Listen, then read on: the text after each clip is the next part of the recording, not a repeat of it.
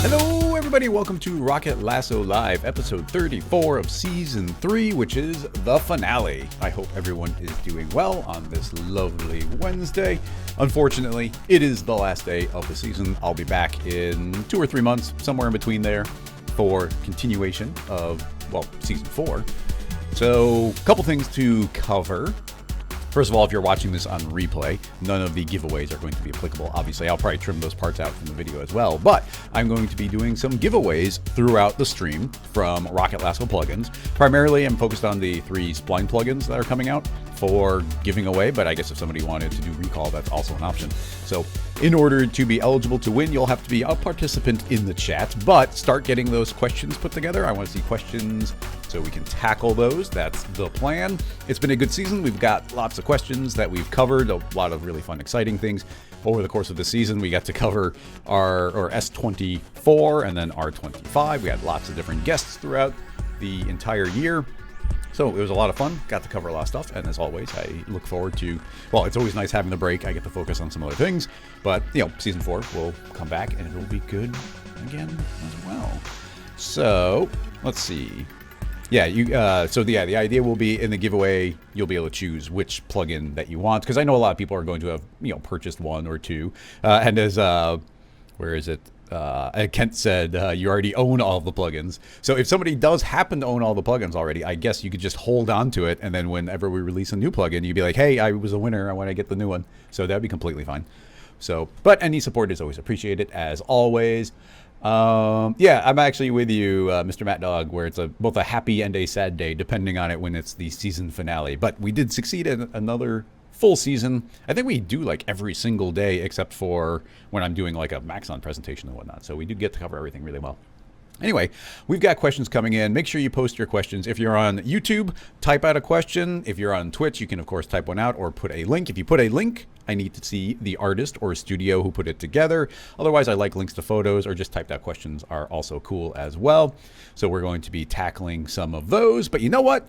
Okie dokie, let's start regular programming. So I'm going to scroll up randomly. I know people are posting questions, especially with me advertising this episode more. I know there's going to be more people in chat and more people chatting. So more than ever, if I ask a question, or I'm sorry, if you ask a question and I don't get to it and I start wrapping up a question, feel free to post it again so we can tackle it. You know, get another chance. I'm not always going to find it. So I'm going to scroll around, see if there's any names I don't super recognize. Michael doesn't hang out too often. Let's see what you've got. Question, shapes across animated splines. Well, splines, those are up my alley these days. Mute the tab, pull the tab over. Come on, unlink and pull over. What do we got? Ooh, that's cool looking. Oh, okay. I thought it was just like a hole spewing out a bunch of stuff, but it's like a figure walking. So yeah, interesting. Fuse, melt, merge, unite Earth. So this is from Rafa Varona, and it's quite lovely. The basic idea here being animated shapes across splines. You know what? Based on a bit of information that we got the other day, I think we might be able to tackle this more than we might usually, although we might have to sneak in another preview of the upcoming plugin, because the more time that goes by, the more I'm finding out that the upcoming plugin is going to be super duper useful. So I am in no way intentionally, well, let's see, let's do some vanilla, because like I said, I always want to show people a vanilla version of things before we show how a plugin might improve the experience. So let's do a vanilla version of that type of thing. Basically, we need some splines, and we can run some shapes along the splines. We'll keep it relatively simple. The thought here is, what if we ran it through a rig? Let's get like an entire animated character. In fact, let me go find, well, I guess we've got the cinema character. So if we go into a new well, it doesn't have to be under new content. Let's go to, where does it hide? Probably under objects. Find the, where's the motion capture? C4D. Oh, motion capture, there's a whole category. Okay, let's go to the motion capture and find a nice animation. What's something that's going to be, they split them into folders, so you can't preview all of them. What's something that stands out? Climbing. I always like the clapping and jumping. Let's do a cheering one, why not? Yeah, here's a nice big open cheering. So we'll do that. So I'm clicking download, downloads nice and quickly. That's like 12 megs. pull it in, and now we've got some motion capture. So if you're in S24 or R25, you should get all this different motion capture from Maxon. So we've got this animation going. I should be able, let me select one of these. I want to see how long the animation is so we can match it. I'm not sure how long it is, so let's jump that up to 900 and zoom in and just make it perfectly looping, because why not? Deselect, select just the last frame, which is being real particular. There we go. 228 paste. Okay, now that should be approximately looping. Scrolling down so I can see the most recent chat. Demi's asking if there's any runner-ups. We'll just hit randomize again if somebody doesn't show up, but they did. They were here, especially early on. I expect the people to be available. So we've got some motion capture. That's a basic thing I wanted. Now something that's nice with this is we can click on this tag and say go to reference pose, which will put the character into a T pose.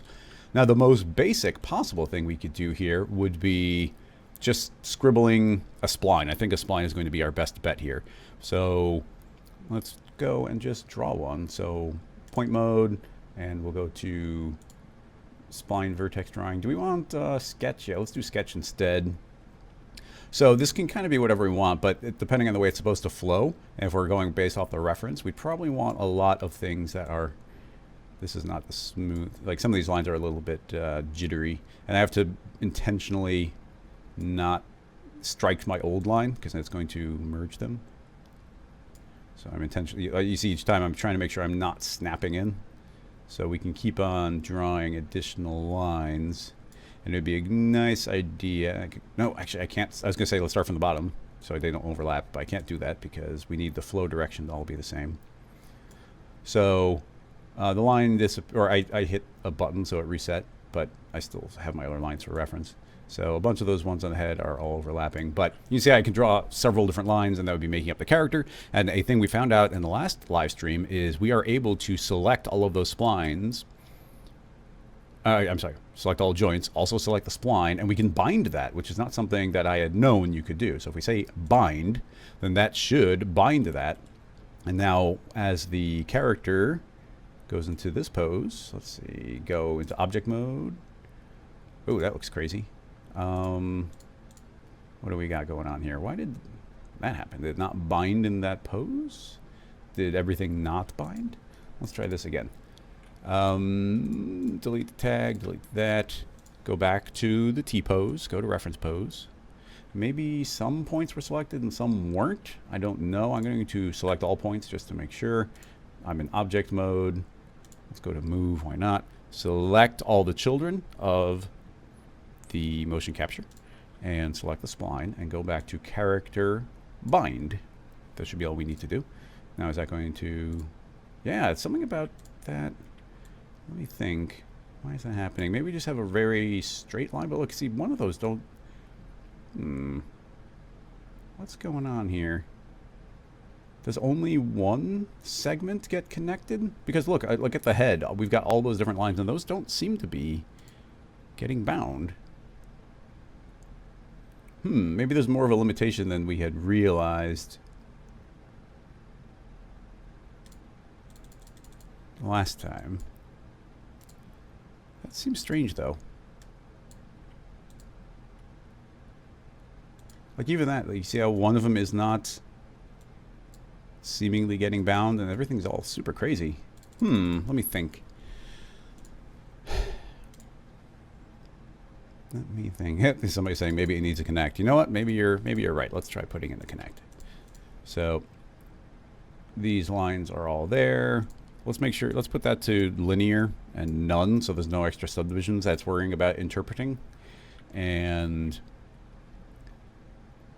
I'm trying not to use any plugins. I really want to put simplifier or a smooth on there. But let's try that connect thing. Put that into a connect, make it editable, because hey, you never know. When in doubt, select all of the mocap data. Again, select the spline and try binding. Bind. But oh, interesting. Well, everything is bound. I forgot to put it back in the T pose, but everything did bind. We got some weird stretching, but let's go back to T pose. delete, delete, select, oh, T-pose, please. Go to reference pose. Select children, select spline, character, bind, play. Huh. I'm not sure what the problem was. It could be that the subdivisions were messing it up. There's a good chance maybe that the subdivisions were messing it up. But maybe the Connect also did something. But you see it's working now. It kind of looks, let's hide that. And kind of like we got a very skinny Groot going on. It's also very flat. But if even something as simple as this, we've now got a series of lines going. And those lines are something we can travel down. So creating a cloner. And keep it simple, just make a sphere. We'll make it 3-dimensional. The other one, the reference was obviously 2-dimensional. This can be set to object, and the object will be our spline. And let's see if this can accurately see the deformed versions. Let's just see if those are stuck, and I imagine they will be. Yep, excellent. It's doing a great job of actually sticking those to the end. And here's where it gets, fun and interesting and pretty simple, is we can say, yes, but now you get some rate. And now these should be traveling down the lines. Now it looks like we will get different speeds depending on the length of the line. Something that's important to remember. But yeah, those are now traveling down the shape. They're also moving. They're moving at a inconsistent speed. You see how it's kind of jittery. Intermediate points, none. I would think that'd be fine. But I'm gonna set that to uniform. Hopefully, oh yeah, you see it did. Changing that spline type does break the layout. So it seems like those subdivisions are what actually was the problem. If I undo, it should go back to here. So we're back to the animated character. But yeah, those are moving a little bit jittery. Let's ignore that for now, because the next step I was going to do might work anyway. But this is MoGraph now, so we have a lot of things we can do in addition. For instance, let's put a fall off there, so they'll start out small on the top of the head. And let's see if we can even get to stick there. So adding in a effector. I'll say I want a plane effector, and it's pushing everything out, but let's not do that. Instead, I would like it to scale absolutely uniformly -1, so everything disappears. Fall off, and I would like it to be simple. We'll keep a spherical field. Actually, just throwing it out there, we can do a spherical field, but we also have the option, and let's see if this works. I should save this. Let's go into finale scene files and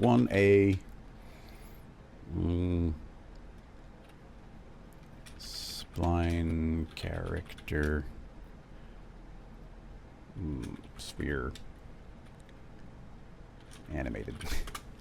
Okay, so that's now applying everywhere. I was going to do a spherical fall off and try and stick it to the head, but we can drag a spline in directly, and look at that.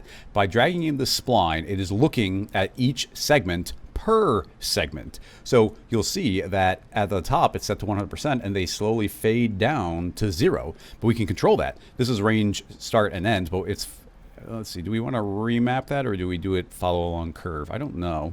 So let's try dropping that down and pulling this up. Yeah, it looks like I can control it here. So by using this spline, we can actually control it however we like. So my thought is, let's have it start at nothing, but I want to pretty quickly scale up. And then at the end, it can a little more slowly scale down. So you see it fades out as it goes. So let's see what that gives us. So now they're not appearing out of nowhere, and they kind of scale in, and then they fade away. Now hide the spline, and now we just get all of those spheres traveling. So yeah, this is a pretty neat technique. So you can see all of those traveling their way down. So now I don't know how well this is going to work, but the obvious fun thing would be, let's try and make it dynamic. My only worry is that once they reach the end, they're going to jump back and they're going to be fighting as they dynamically travel up, but let's just find out. So adding a simulation rigid body, and all we need is some follow position. Should be all we need. Hit play and let's see what happens. Okay, so they are, what are they doing? Why are they falling from the sky? Wee, wee, wee, wee. I'm not sure why they're falling from the sky. It could be that they're shrinking down to 0 and then dynamically it doesn't know what to do with something that's shrunk down to nothing. So let's not have them shrink quite all the way. So back to that plane effector. And let's go through the effector and lower the strength a bit so they never go down to 0. And I want to see if we can observe. Okay, I'm going to shrink them not at all. And yeah, okay, it is doing, unfortunately, what I said, which is when they reach the end, they're jumping back to the beginning, which is sort of expected. So we just have to keep in mind that that is indeed happening. Now, you can shrink them down really tiny. They won't be having much of an effect as they travel up. So if that's bothering you, that would be potentially something you'd have to deal with. Let's try creating more. So now we've got him. It's like a little wonky there. Let's tell it to stick a bit more. Let's go up to 15. So now they can't overlap, and they're traveling around doing their thing, fading out as they go. They appear on the head. I'm trying to think of something different I want to do. What's cool is like you can colorize them via this spline. We have more splines. Well, I mean, the head gets super cluttered because so many different splines. We're starting right at the head, but that's only because we were following the reference to do it. But yeah, it's a pretty cool. It's a pretty good, cool methodology to. I haven't really seen something like this. Trying to think of other things we might do. There would be ways of potentially getting around this, them traveling from the bottom up to the top, where you'd want to make a lot more of them and they'd suddenly be appearing from the top going down, but I'm not sure that that would work. But I think our current method is working pretty well. But yeah, those are traveling down. Of course, we have a lot of options here. We could inverse that or reverse that. And now they're going to be traveling upward and then disappearing. We can add a lot of rate variation on there. So they're traveling at different speeds, which could help hide some of those imperfections. We could be changing the scale of them at various spots because we see that they do shrink down a lot at the head and they're eating up a lot of space. So that plane effector, we could go into its field and say, maybe we do give that a little bit more fade. Ooh, that's a lot. Let's go easy on that. What do I want? Maybe something partially. Yeah, something there. So now they're shrinking a little bit more so the head's not that much space is being eaten up by it. And yeah, even building something like that where they're traveling. Yeah, I feel inclined to make another. Let's see, I'm going to make a cloner. And that cloner will be set to no rate, no variation. I want there to be exactly 1. But not per. I'm going to turn off per segment and make exactly 1. Make that be a very large sphere, and also I want this to not be affected by the plane. There we go. So by making exactly 1, and I told it to ignore segments, so now there is literally exactly 1, and it's starting right at the beginning, so that is now automatically using the cloner to stick it right where the head would be. I could grab this and drag it through. It is dynamic, so keep that in mind. Oh, it's probably the start, actually. I could pull this through, and you'll see it will travel. So I could place this kind of anywhere I want, but and maybe down a little bit would be a good idea. Yeah, so that gives us a head, but it's also a dynamic sphere. We did it with a cloner, so we didn't have to worry about stick tags or telling it to chase a particular spot. Just using the cloner automatically is telling it where it's supposed to be. And we have additional options we could do there, where maybe there's one on the foot, one on the ground. But yeah, look at this kind of cool bubble guy. It's really neat. Very different than the original reference, but I think it got us to someplace really cool. Is there anything? I'm trying to think of cool things we could add on top of this. What do we want to layer? Because obviously we can continue layering more and more. So does anybody have any cool ideas of what to do on top of this before we move on? Because we didn't end up using any of the plugins, just to show you what one of the thoughts had been. I will save that because it's looking awesome. We can go back to that original spline here, and let me temporarily hide those boxes. With the upcoming plugin, if I go and do this, and this will hopefully be launching late this month, maybe early next month, I can grab a smooth, and this smooth spline will accept any spline. So I can feed that in, and you're going to see it's instantly going to be smoothing out those existing lines. So where they look really harsh right now, I can be like, no, smooth them out, and now it gets a lot smoother. We can check out where the subdivisions are happening. In fact, I could say I want to reorder those by doing something like a step absolute, and now it's going to do a certain number of subdivisions depending on what I put in there. So you can see it's subdivided more evenly, and then the smoothing can be a little bit more uniform that way. So now that that's happening, it will animate. So we already tested that last week. You can see that's a nice smooth kind of figure, and that would be a smoother spine for it to follow. Once they become dynamic, that doesn't make too big of a difference, but yeah, the ability to make that smooth is pretty cool. But yeah, considering how sloppy we were by just making a few of these lines, and I was just showing you what the smooth did because I had mentioned it, but let's get rid of that and just turn these back on again because that's looking pretty cool.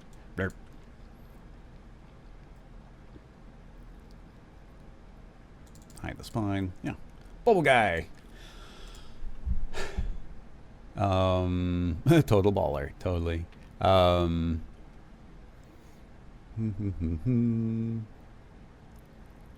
Yeah, emit.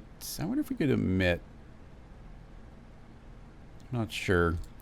Checking. Would it work with other geo? Yeah, this would, Joel. This would work with any geometry we feed in. The let's create a cube. It's gonna be a little bit large. So we'll shrink that down. Drop that in as well, and now every other one will be a cube doing the same thing. Let's make the cube also dynamic. There we go. So cubes and spheres now. Pull out the sphere, and now it could just be cube guy with all these lumpy cubes traveling up. Those cubes. Let's make it 2 by 2 by 25. So now we get all these crazy sticks. I guess those are not terribly happy dynamically speaking. What's our collision type? Let's set those to boxes. It's still a little. It's very kind of crazy jittery. I'm not sure.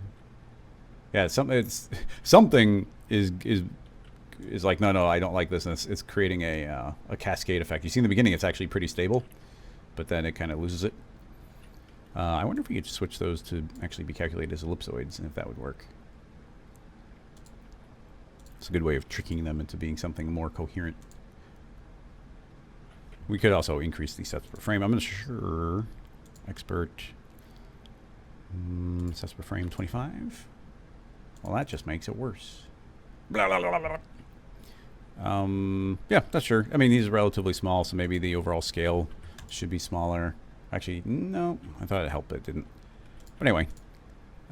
Yeah, these skinny cubes it's not as happy with, but let's shrink them down, and that's pretty coherent. So yeah, something about those long ones it doesn't like. But yeah, we could totally swap it in any shape we want there. Make these any base scale we want. Let's make them way... Well, let's see how big we can go. It's, yeah, it's still sort of a character. It's just a bunch of cubes traveling through. And then, you know, we automatically made this animated, but we could say, no, don't worry about animation. So now it's static, and even along those lines, like, yes, that's now static. And then they don't have to scale. Let's turn off that plane effector, and now it's just a bunch of dynamic cube guy. Let's turn on automatic again. So yeah, look, he's just a big box of cubes trying to stay on these lines, and that could be any number of splines. So it's kind of like Last Airbender when puts on a rock suit and you just see the face coming out. But yeah, look at that instant character on top of it. So we're using, like, how easy is that to make a character? To take some motion capture, draw a couple of lines, and then just clone shapes onto it, and then instant character. Boing, boing, boing. And yeah, that could be running any character animation. Pretty cool. I like it. Brandon, thanks. Appreciated. Yeah, the sticks are more like a Christmas tree. Yeah, we could totally... can you do the opposite? Bind a skeleton to follow a spline. Sort of. That's just a spline IK would be the way to do that, but it wouldn't be as simple as this. And then you have to animate the spline in some way. But yeah, that's really cool. Great first question. I really liked it. Oh yeah, somebody asked in the Rocket Lasso Slack. Somebody was asking with what do you do if somebody's covered in bees? And this would work really well as well. If you're doing the bees, you should definitely set these to ellipsoid. And then even on top of that, keep in mind that this is super basic. But let's just pretend. Let's just continue for a second and say that these are the bees. I kind of like the look of this, so I will save it as the next version. But then let's say that this is supposed to... Well, I don't have a character underneath it, so if there was a dynamic character underneath it to be colliding with, then obviously that would be good. But let's just say that this is supposed to be like a big pile of... a character made of a big pile of bees, which is a fairly common meme in shows and video games and whatnot. So if we make them a little bit smaller, I think it's running quick enough that I can add a few more. Nope. Hit play, let those spread out. Yeah, so it's going to fill up a bit. So yeah, you've got smaller ones. Let's just say that those are bugs. I want them to calculate as quickly as possible, so I'm going to change the shape to ellipsoid. If they were supposed to have a direction, we could give them a follow rotation. But let's just layer up on top of this base motion a new plane effector. Actually, let's keep it even simpler, I think. We'll just do a random. So the random will affect the position and make sure that they are indexed, so it's choosing each one randomly. And we want to be noise-based. Probably, well, I don't know how it will look, so we'll try the different one. So now you see a bunch of them swarming around, but when he goes, you can definitely still see him jumping around doing the jumping jacks thing. And these are all just trying to get to that position. So the animation speed, we can lower that. Yeah, that's slower. All that twirling could be making it a little nauseating to look at. So let's lock them in, or at least drain out a lot of their energy. So yeah, no, they're not twirling as much. And we got a bunch of those boxes they're trying to get where they want to go. We could say dynamically, like, yes, get where you're trying to go, but less, and now they'll take longer to get there, or even put some drag in there. A little drag goes a long way. Turn off gravity as well. Control D, gravity 0.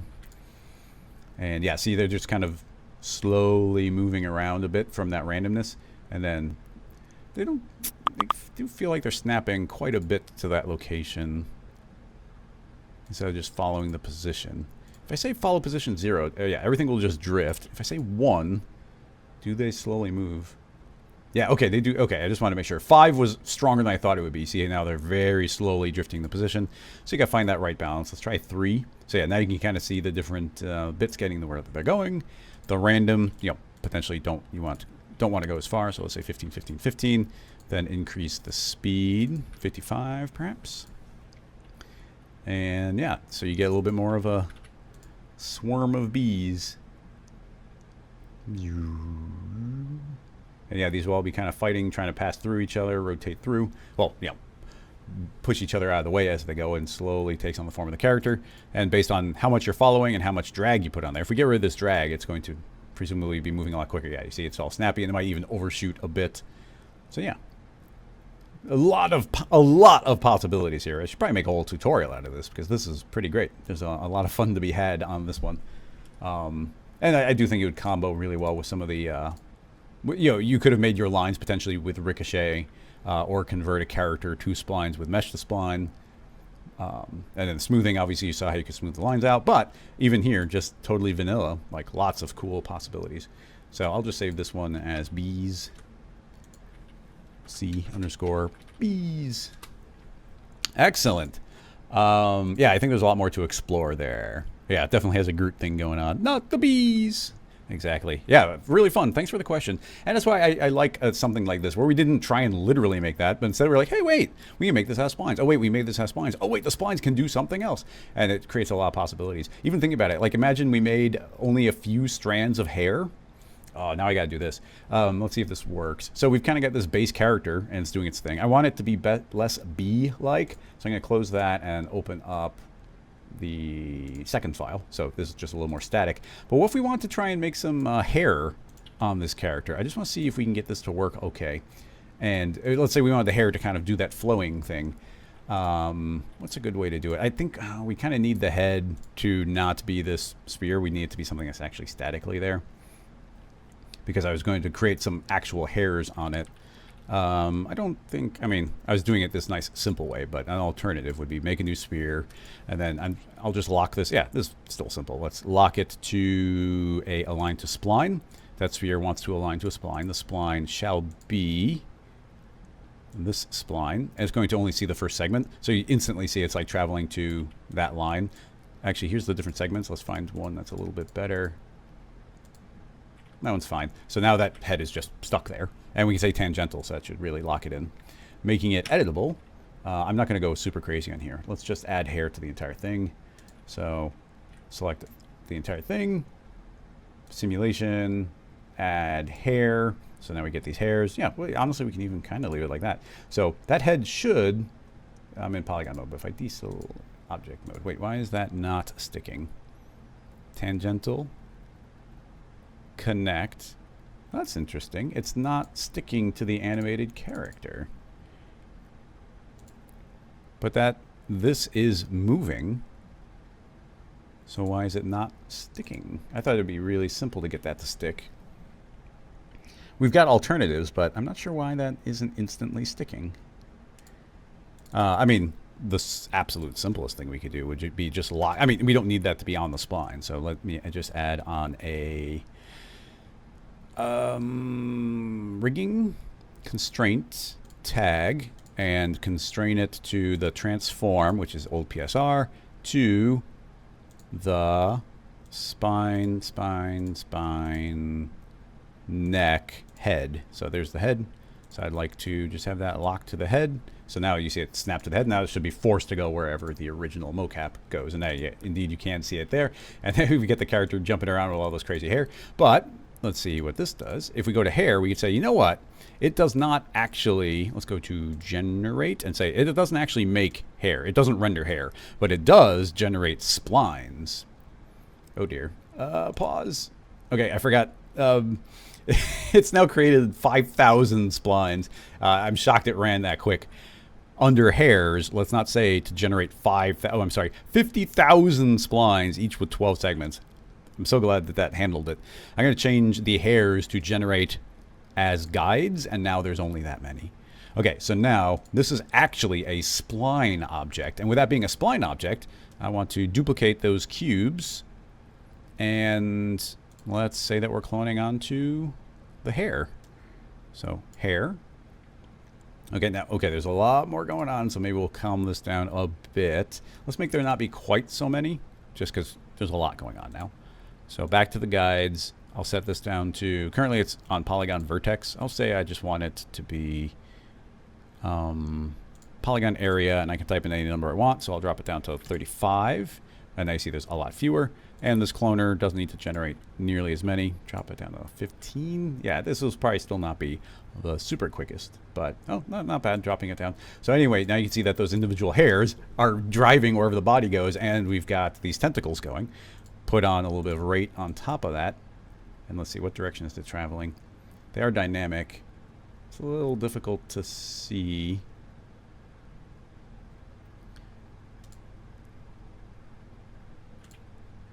Yeah, very difficult to see the direction. I guess they're traveling downward. Whee! But yeah, now it's kind of constantly raining. They do seem to get a little confused by hitting the end. Maybe they're hitting the end and instantly teleporting in the beginning because of the way that they're stuck. So this would probably be a good reason to apply that along the spline thing. So this currently has that plane. But let's feed the one we turned off in. Turn that back on. Now they're scaling down. They're scaling down, though, based on this field of the original connect. So the fall off's going to be really weird. Instead, I'm going to say, no, reference the hair. So now those should be matching the hair. And based on the curve we get from the hair is going to determine how those are showing up. This original one is still being fed that plane effector, so I'll delete that there. Now the character's back, and now we get these hairs going. Depending on the fall off we do in the field, hair, fall off, yeah. So if I pull this up closer, you'll see that they're going to be bigger there, and we'll let them slowly fade out. I still want them tiny in the very beginning so they can scale up. But yeah, now they should be mostly traveling down, depending on how much we stick. Actually, I mean, these don't have to be dynamic. You just delete the dynamics, and now you can see we get those traveling on the hair running really quick, but they're not dynamic, so we just see those nice finals. So generally a good idea to do an order of operations here, but yeah, look at that, not too bad. Let's increase the number. I think it can handle. Yeah, I think there's a lot of possibilities here.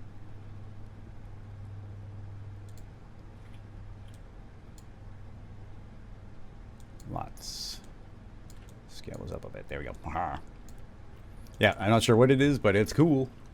And there's a lot to layer up and have fun with. Save. Okay, let's jump on to a new topic.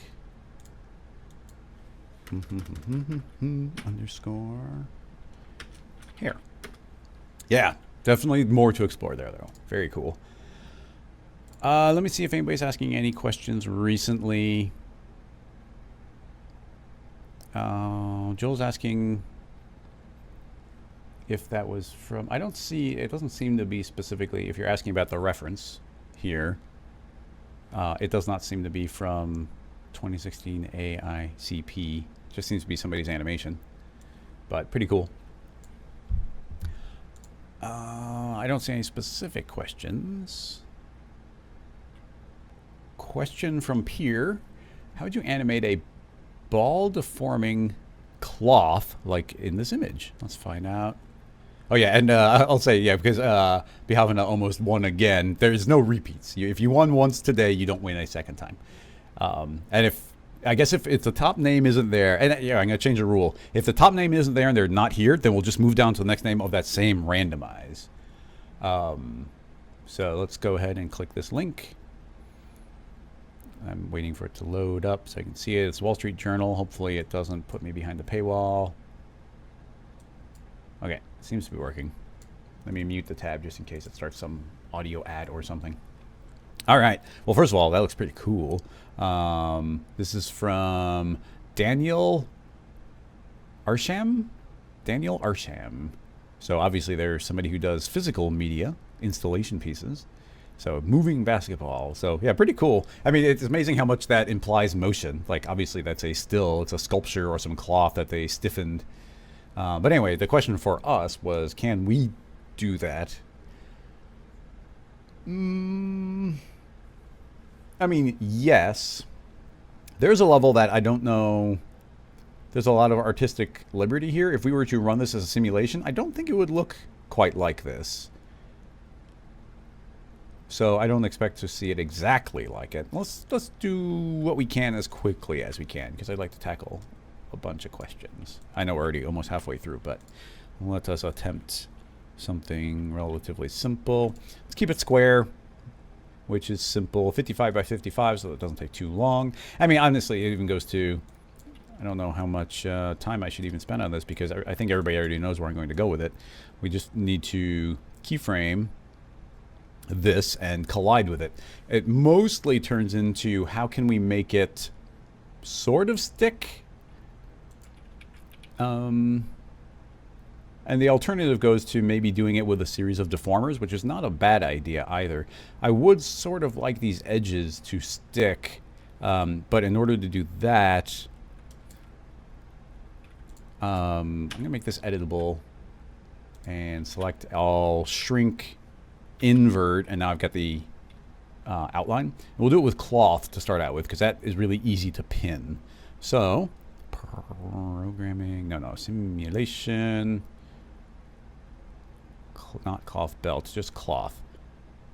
Dresser, fix points. So those are fixed. If I hit play, it should go bloop, and it goes all wobbly from the bottom. I'm going to change my display to crisp mode so it hides the grid. Okay, so forces, gravity, none. So that should not go anywhere. And now we're free to animate this basketball how we please. We can just keyframe it. But you know what? Let's, we will keyframe it.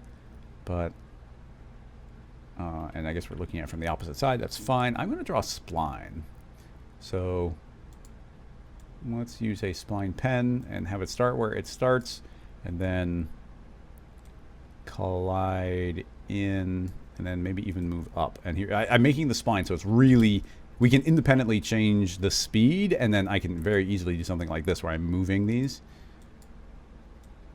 And then we might even need like additional points. So it's going to go down, collide. So yeah, you can see why I built it that way. So sphere, right click, animation, align to spline. The spline is this spline. Tangent doesn't matter. Keyframing the position. Let's make it linear. Control D. Animation linear, please. So now there's not easing in and easing out. Thus, I can keyframe the position. We'll just go to the end and keyframe to the end. Okay, simple as that. Add in a simulation cloth collider. And whenever you're doing simulation, good idea to save right away.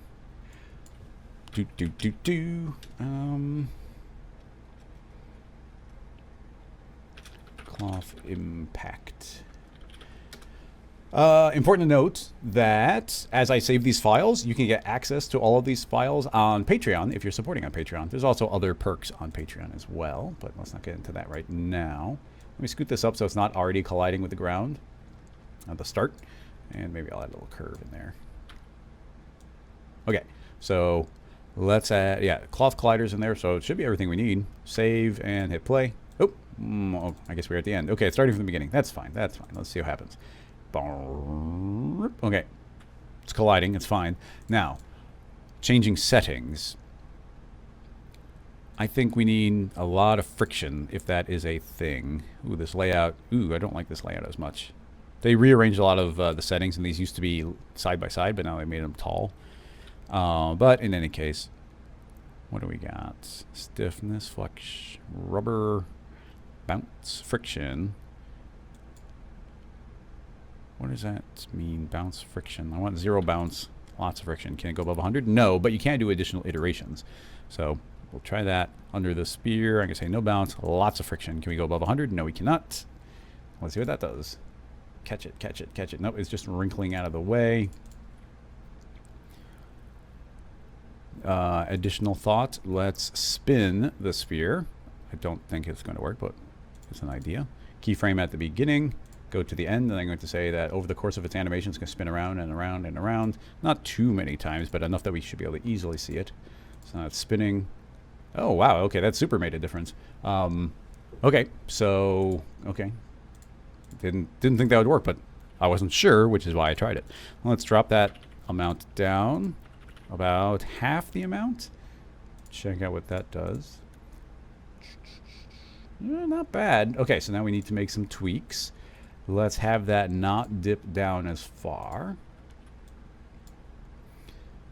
Are we at the beginning? Yeah, so it's going to start out over there. So honestly, we want it to kind of quickly get in. And then it can, I'm going to knife K from the knife tool. And I can select that and I have a second point. Or I kind of want to stay down low for a little bit before rising up. Let's just see what that does. Okay, yeah, catches it, starts pulling through. Still a little bit low. So I'll select both of the middle points. Where are you? There. And just scoot up. I mean, a little bit's going to go a long way. So try that. Does it catch? Ooh, yeah, it does catch. Yeah, I mean, it's kind of getting where we want it to be. But this is like, you see it's punching a hole through, but we are getting a pretty good wrinkle from it. So if we can get the right amount, the right shape going, that can give you the basis. But like I said, there's a lot of artistic interpretation here. So you can see very much that our shape is stretching those forward. And if you look at this, which is more artistic, there's more lines implied. But I don't think that's the way cloth would necessarily fold up, or you'd see these wrinkles really traveling out towards the edge. So if this was a much larger plane, I think we'd be seeing the effect a lot more as we continue going. But we don't want this to go so deep that it like wraps over it, but with all the friction that's almost guaranteed to happen, there's a lot of like tricky things to layer up. And when it comes to these types of simulations, like we could spend all day like tweaking and tweaking and tweaking and trying to get it just barely perfectly working, changing the friction amount. Because even here, see, by moving up that little bit, it wasn't quite enough for the friction to catch to make it roll over. So there's a lot of push and pull here. But yeah, look, we get a nice looking wrinkle from that. So let's call that a good experiment. As far as doing it as a simulation, there is a point in which I would say you just want to sculpt it. Like sculpting, I mean, this is not a good venue for sculpting. The live streams are not great for sculpting, but don't underestimate the ability to, I'll just copy that to a new file.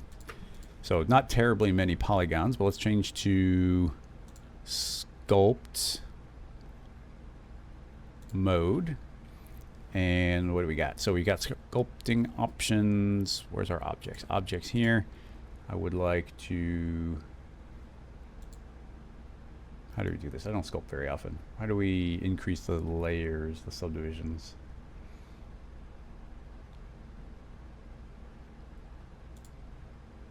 Looks like that might have been it. Maybe. Layers. Why isn't there just a like subdivide more or less? Where's the button for that?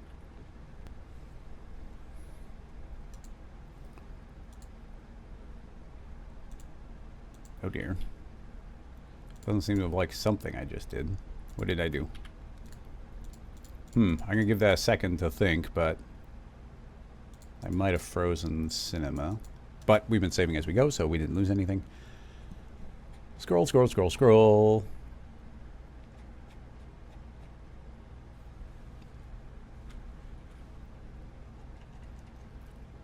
Yeah, I think I killed it. I'm gonna open up the task manager. While we might be able to get it working, let's just reset. Yeah, I was gonna say the sculpting would be a basic way of doing it. It seems like my slight unfamiliarity with the new layout. I'm not quite sure where some of the buttons are for the sculpting.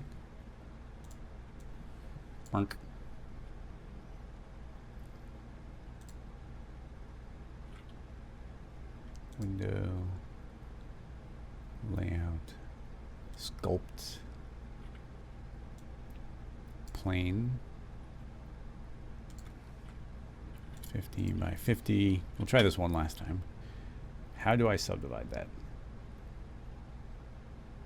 Subdivide the sculpt up a level. Yeah, it seems like that's what it should be. So sculpt up a level.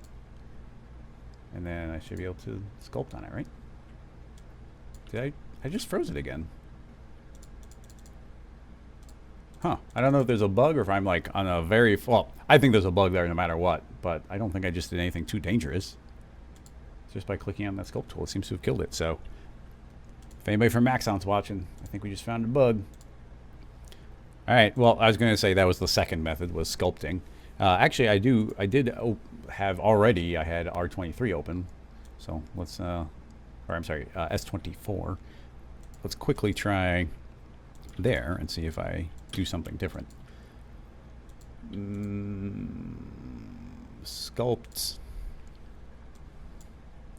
That's something I do like in 25 is I just change the layout and jump to a different monitor, where in 25 it knows to stay on the same monitor. Okay, so I've got that selected. I would like to subdivide. I like the word subdivide there.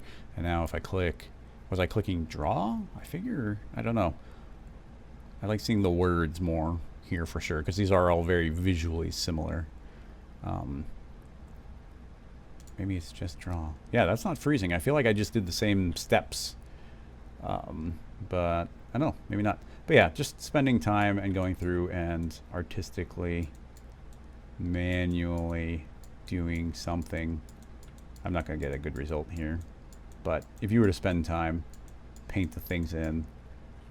Is it Alt or Shift? What does the opposite?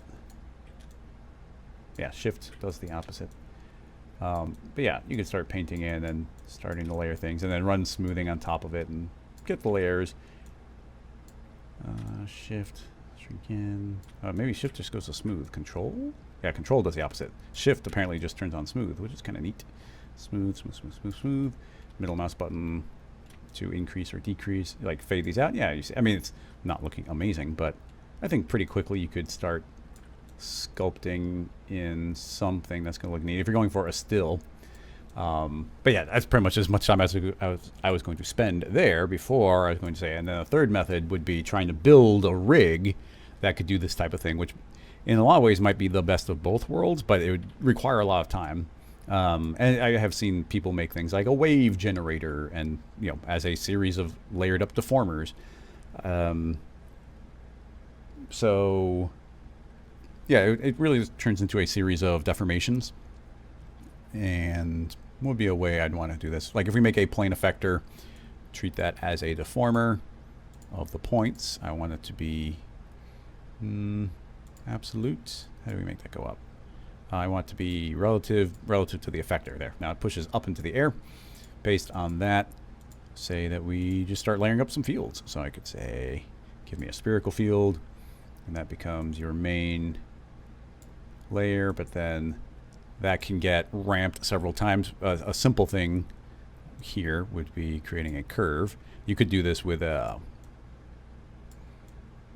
some sort of formula, but I'll just do like a very simple method there where you get, you know, you start building that type of fall off and then just keep on layering additional fall offs. Let's do a box field that can multiply, stretch it way out, invert,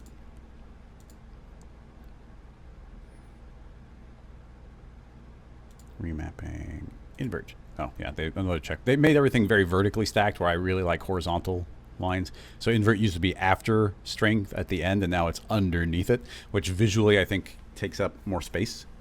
But oh, I guess I didn't want to invert that. Make that longer, create a fall off. Even that could potentially, box field please. Pull this in, let that start fading out. So yeah, I mean, yeah, I'm not going to spend too long doing it, but if you spend some time, you can start layering up things where it's like, oh, this is just a single plane And we're already getting it to sort of give this type of effect and our ability to stretch things. Even I think the sphere, T for scale, can we, pretty sure we can stretch these if we go to object mode. Yeah, so if we go to object mode, I can stretch that out and stretch those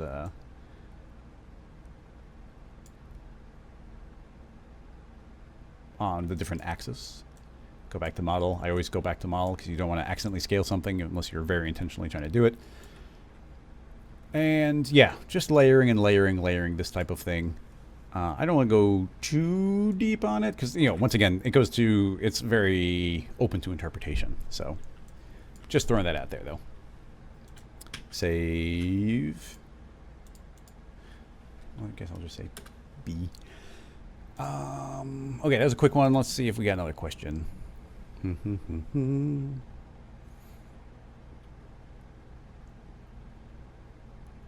Let's see. No questions on YouTube. Lots of people, but nobody asking questions. Scrolling.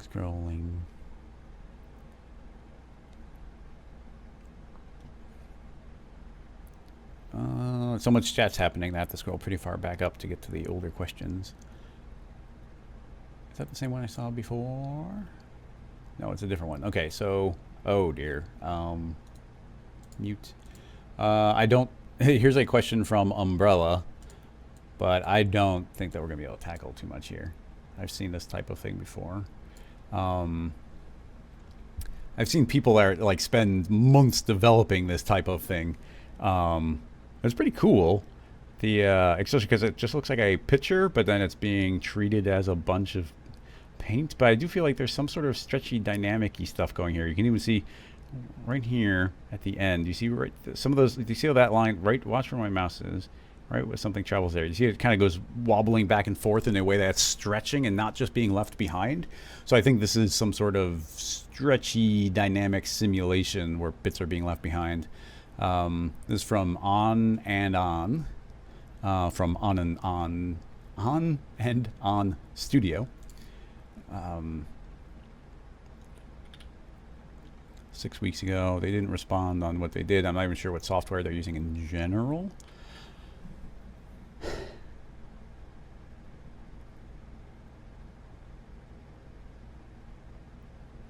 I'm trying to think if we have any approach here that would be anything akin to what we're seeing here.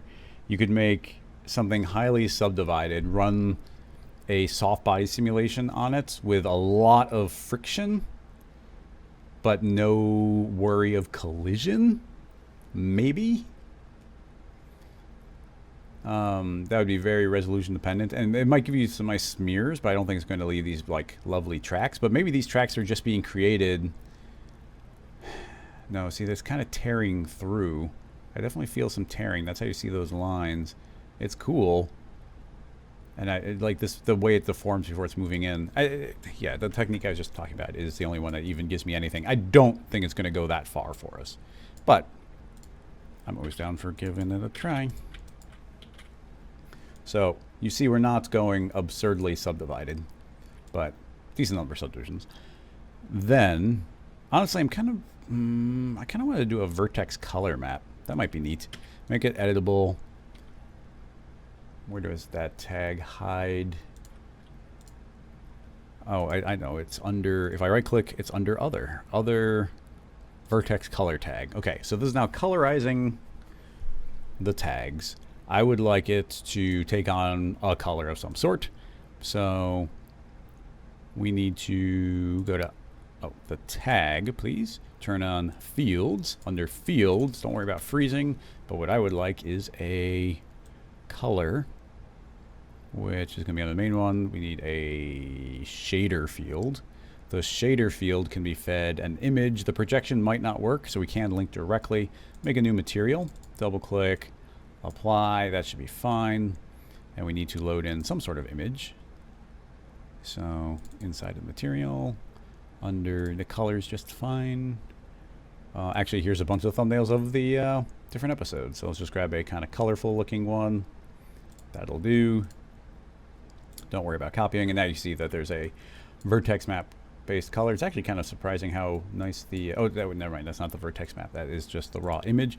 But the, if I'm going to say don't show just by typing in something, you type in any gibberish in there. If there's not a tag for it, it just doesn't show up. So now, but it can still be fed into our shader field. So shader field, I would like you to look at the color channel of that material. And that, this is the resolution I was expecting. I was like, wow, that looks really clear.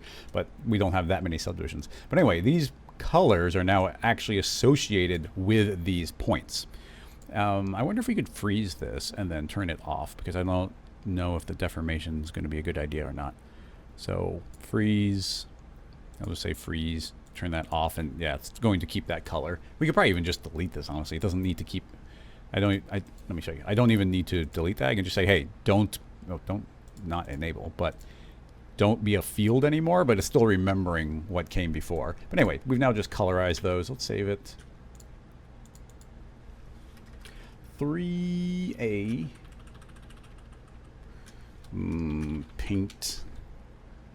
Soft body test. Okay. What's the best way? Cube. Oh, another thing. I'm going to make a new material and tell that material's color channel to look at the vertex map. This entire vertex map thing might have been a red herring. We probably could have done it directly with the material, but I don't know, kind of fun to feed it through a vertex map. So now it's a color channel coming through the vertex map. Back to the cube.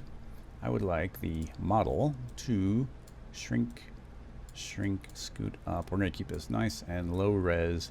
Okay. Subdivisions along Z. Let's do 11. Make it editable. I did an odd number so that when we go to polygon mode, it's easy to say you, and you. D. Extrude down. Okay, there's our most basic of brushes and or combs. And once again, this is just a tech demo idea. I don't know if it's necessary. We could sharpen these up, like shrink them down so they become a little more pointy. So it's going to kind of scoot things in that direction. Couldn't hurt. So I'll scoot these all down to 30. We could do a setting to do all these at once, but I'm not sure of the correct setting. So manually will be quicker for now. Yep. Okay. Bring it back. Now, back to model mode, scoot this backward. Do we want it to be tilted in some way? We probably do, but let's not do it yet. Okay. The plane shall be a simulation soft body. It needs some very specific settings though. Don't self-collide, very important. Control D, no gravity. Next up, it's going to be getting moved around, but I want it to stop very quickly. So I don't know how good of an idea this is, but we're going to put a lot of damping in all the different settings because we really want to freeze it. And then we also want it to break. Yeah, so let's put an elastic limit. I'm going to essentially put it down to almost nothing. So it's got a very, very small elastic limit, so it can break quickly. Let's do it here as well. If it bends or pulls it all, it becomes permanent, plastic deformation. Then I think we need some friction. Yeah, let's just do it with friction. So simulate forces, friction.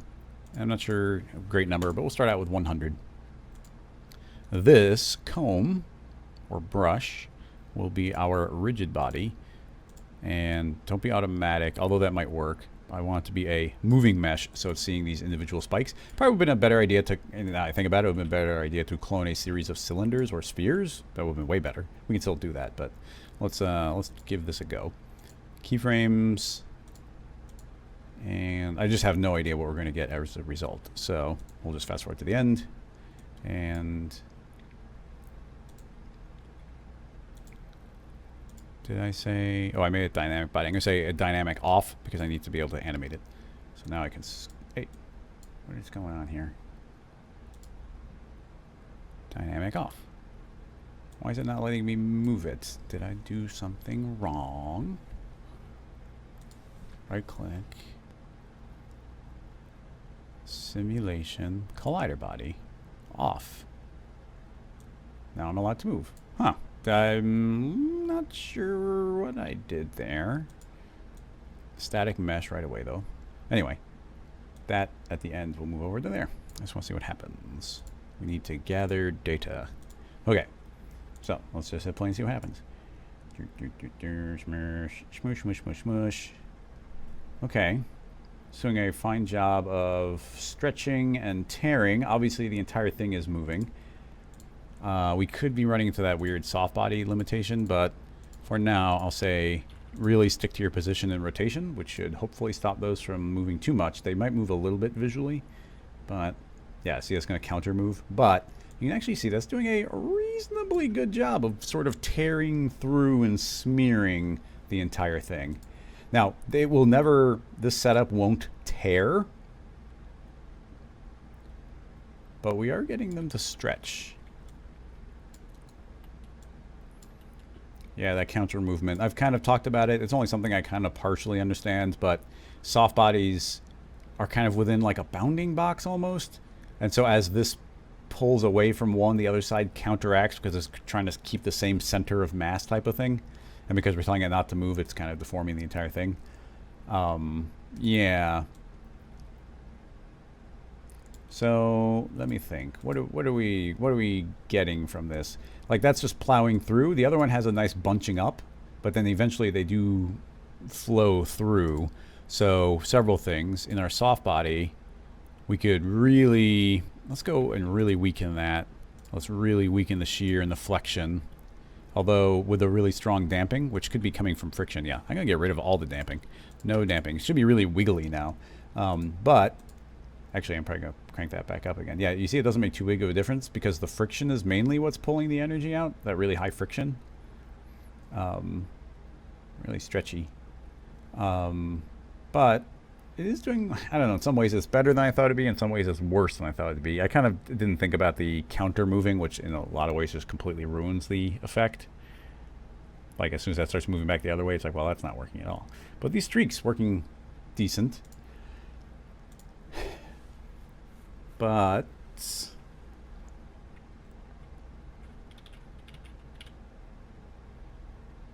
yeah.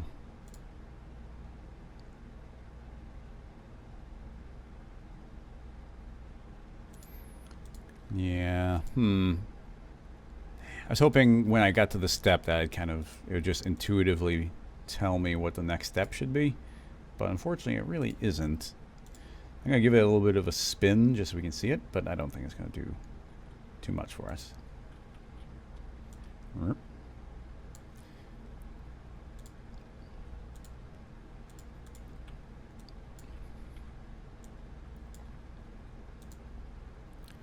Couple extra keyframes.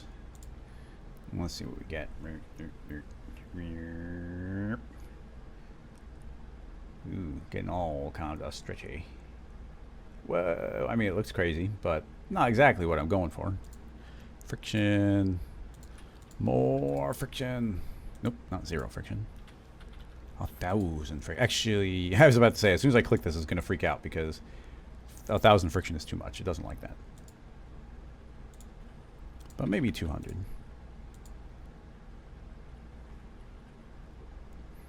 Nope, 200 is too much. Apparently 100 is the best we can do.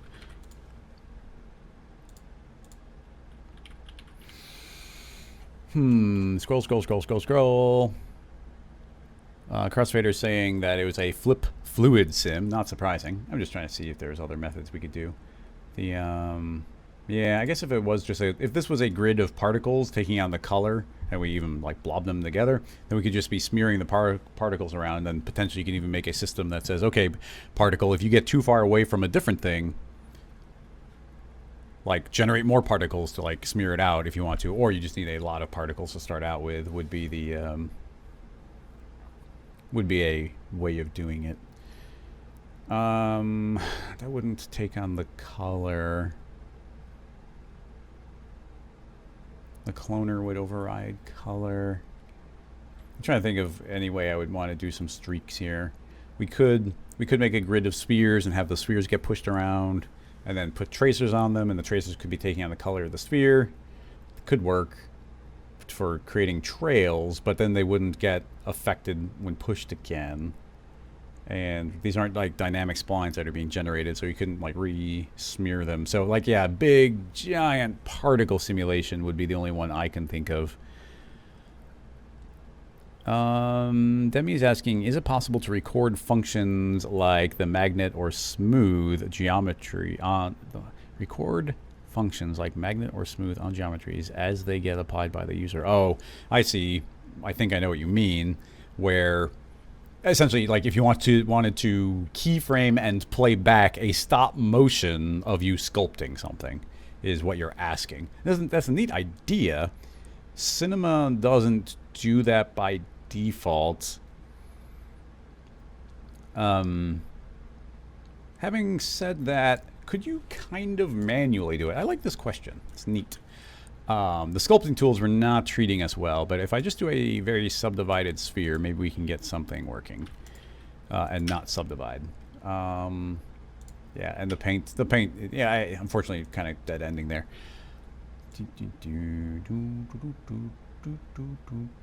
Okay, so here's a thought. First of all, let's go to point mode, and I would like to go to the sculpt. Interesting. So, well, we keep crashing. Well, when we kept doing sculpt, it kept crashing on us.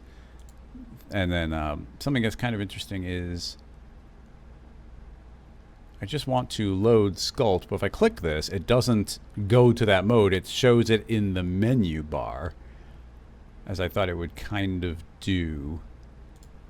So we can go to customize layouts and then load the layout, but if it's not one of your regular ones, it's not keeping you going very speedy. Now that says it's push or pull. Oh my goodness. Okay, so we didn't even subdivide, and that is instantly crashing. So there's just a horrible bug inside of sculpting, and somebody else said they did it too, so it's not just me. So yeah, there's something, I don't know if that tool or what, but I guess we can use the magnet tool or the iron tool.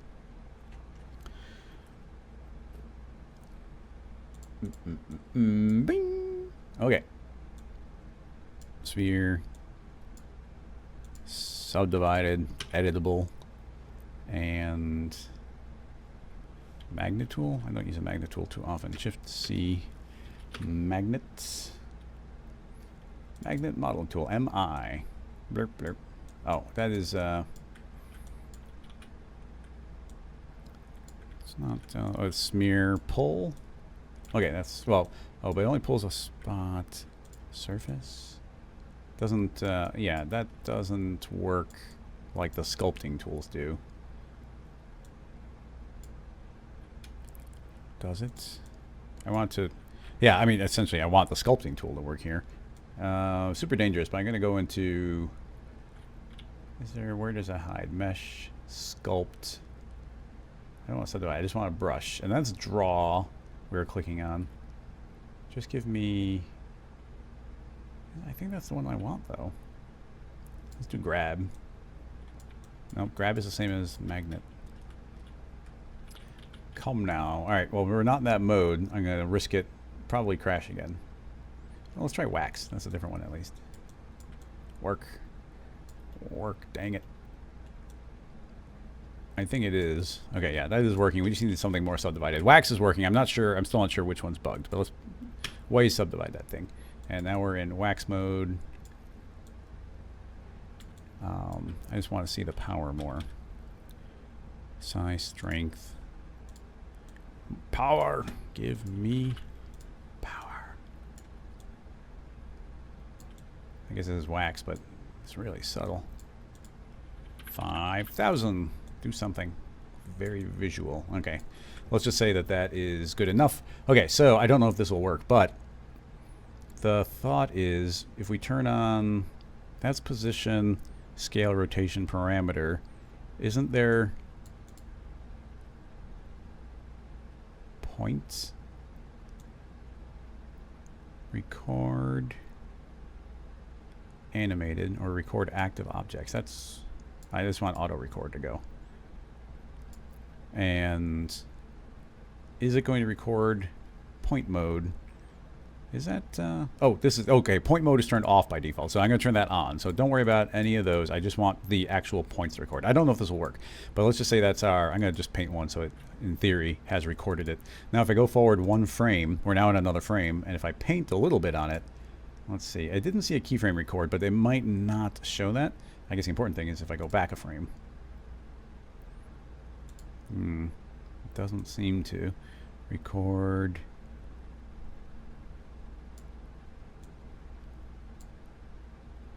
Back a frame? No? Shouldn't that be? I'm manipulating points. Right? So shouldn't this be in auto keyframe mode? That should be working. I'm going to hit keyframe, go forward a frame, paint again, keyframe manually again, go back a frame. No, even that didn't animate. Sculpt, sculpt, sculpt, sculpt, sculpt. Turn on. Yeah, that's on. Record. Active object. Record. Forward one frame. Sculpt, sculpt, sculpt, sculpt, sculpt. Record. Back a frame. Forward a frame. Am I missing something? Oh, sculpt is procedural and won't be picked up until it's collapsed. Yeah, but I didn't... you might be right. Do I have to hit enter? No, enter just changes mode. I'm just cycling through. Enter goes point, edge, polygon. So that's not at all what I wanted.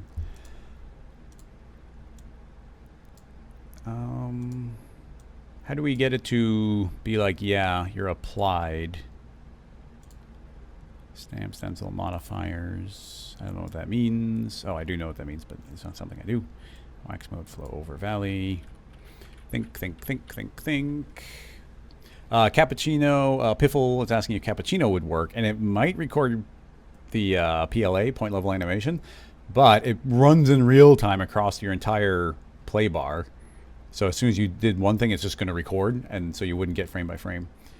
And I don't know, it could be that Crossfader's right, that these are all kind of live, this only counts, but if I hit undo, it's going to be doing it, it's going to undo step by step as I go. Like if I do one and then another, that's one and that's another. So to me that would be one step. I don't see any settings to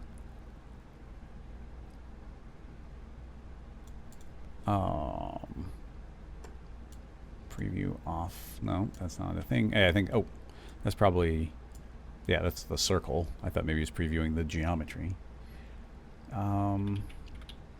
Did anybody see me do anything wrong? Obviously wrong there.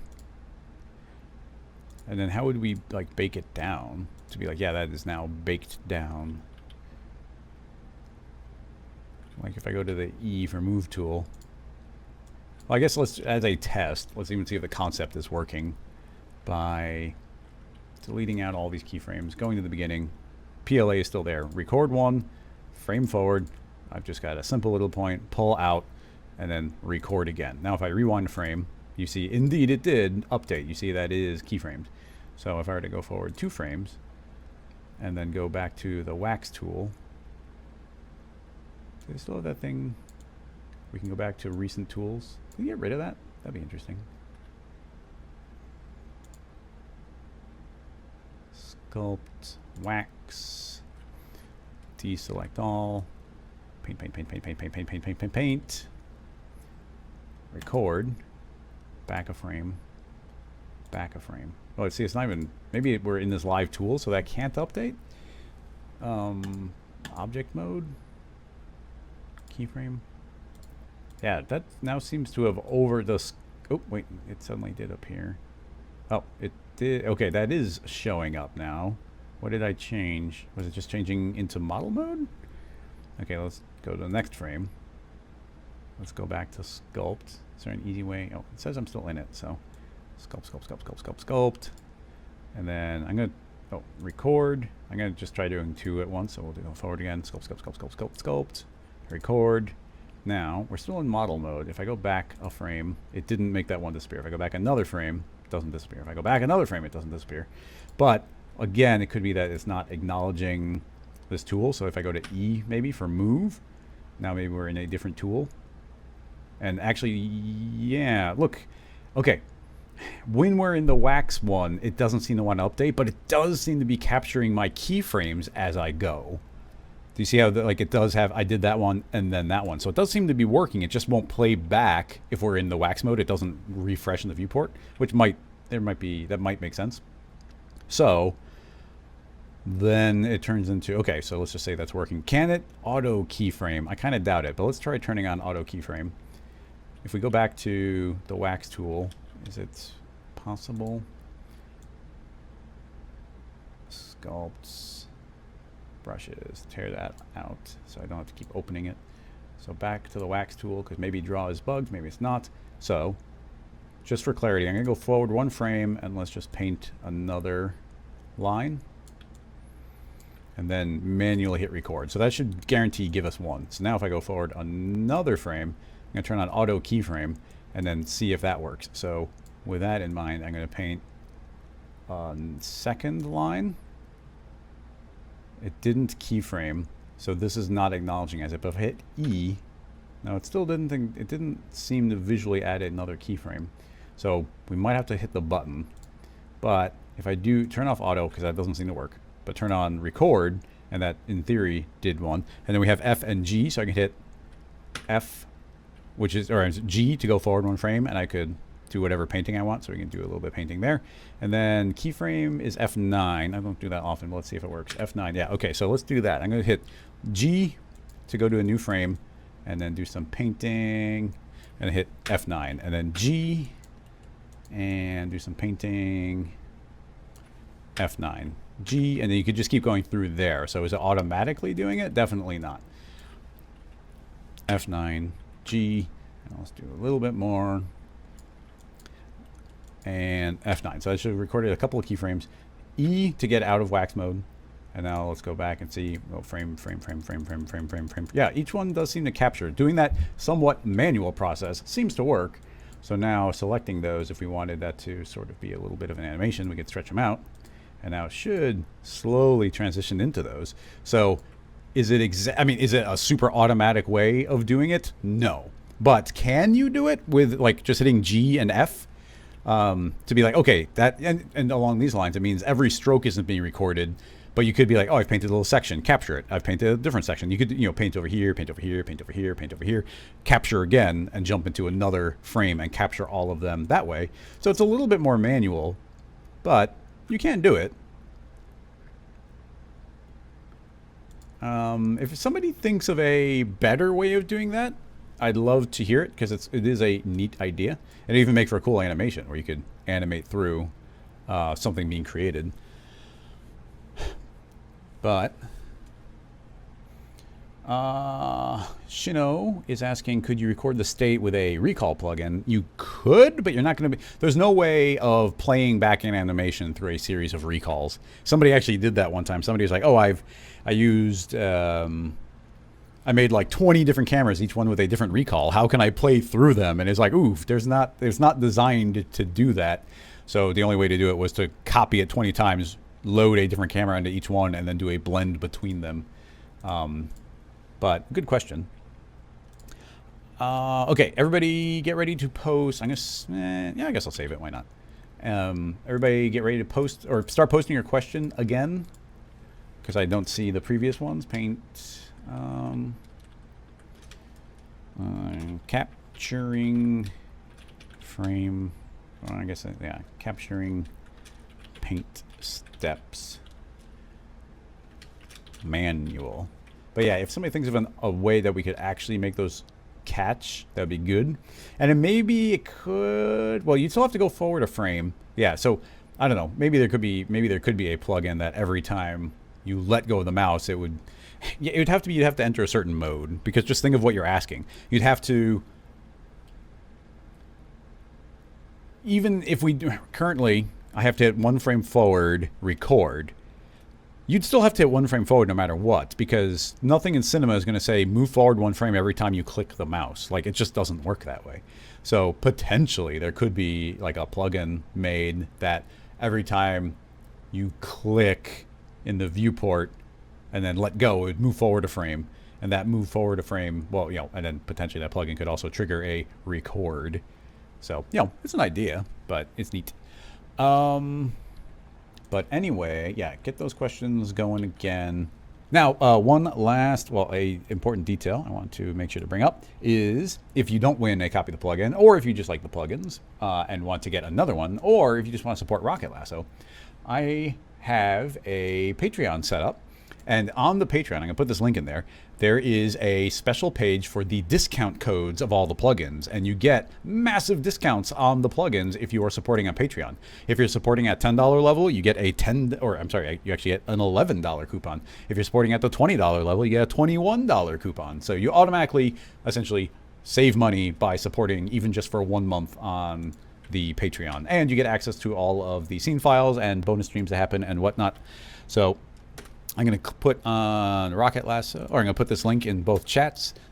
Mick is saying Paul's saying that Twitch there's more people watching on YouTube. That's true, but only people who are chatting get a chance to win. I think more people are actively chatting in Twitch. But anyway, yeah. So there is a link to the Patreon discount page on the Rocket Lasso Patreon. There's also, like, I give away some free models sometimes, and like I said, bonus streams and etc. etc. etc.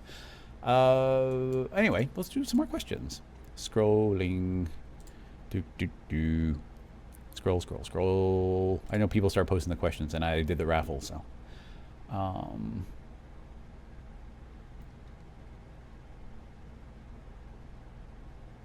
Isn't people seconding? Don't forget you can second things. Just seeing if anybody new has a question. But looks like we got one from Crossfader. Let's see what we got. How would you do those effects that transition to a pattern? Opening it up, muting, tearing off, dragging over. What do we got? Blah, blah, blah. I think maybe not literally this question, but this is from Evoked Form. Maybe I kind of feel like we might have gotten this exact question, or maybe a different take of the same person about a very similar question. Very cool, though. I like this. It is Cinema 4D and Octane. We just got some fun cloth stuff going, and then a transition into a completely different shape. Full on cloth, full on. First of all, looks really cool. Evoked makes good stuff. Always keep in mind that you can make completely unrelated rigs. So, just out of the box, if we were to heavily subdivide something, am I on the right screen? Yes. If we were to decently heavily subdivide this,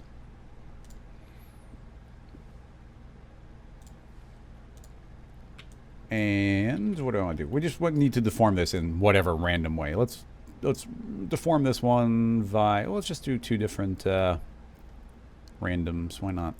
So I like using a plane. The plane sets to point. Parameter sets to a vector, so it pushes up. Under fields, we give it something like a random field. And crank up the scale so we can actually see a pattern emerge. And then even that, we could layer that up twice. Let's give that a second one. So there's double deformation. And that's based on the effect. I'm going to go back to node and switch this to Z so they can kind of double inflate. So you see I kind of get this inflation pattern. And that could even be animated. In fact, why don't we do that? Both of these should I want them both to reference the same random field. So now as I animate this one, animation speed. So you see, we've got a plane, and it's deforming, doing its thing there, looking all kind of crazy. I love those double deformers because you get kind of this nice overlapping effect going. I don't like seeing that random field. Then, so that's one. Then let's make a duplicate, but really I'm starting pretty much from scratch with just the plane.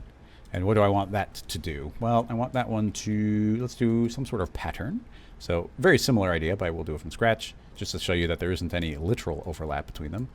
Make another plane, another deformer. We'll push up on 50, deforming on points. The field, this time, I'd like to just feed it a, I want to do squares, but now I think about it, squares are way harder than smears because I could just create a matrix. And you see the matrix is a grid. That's how is that offset? Oh, I was like, okay, under the effectors, here's a thing, here's something to note. When you have an object, if you have a MoGraph object and you create an effector while it's selected, it automatically applies it. In addition to that, though, if you have an effector created and you create a matrix or a cloner, it will automatically apply it. And I forgot about that. So that's why they were offset from each other. Anyway, this matrix will just be set to, I'm going to say those are the end points, and now they'll only be a grid of 5 by 5. Thus, this plane can be deforming based on this MoGraph object treated as a series of individual points. And now we can set whatever radius on there that we want.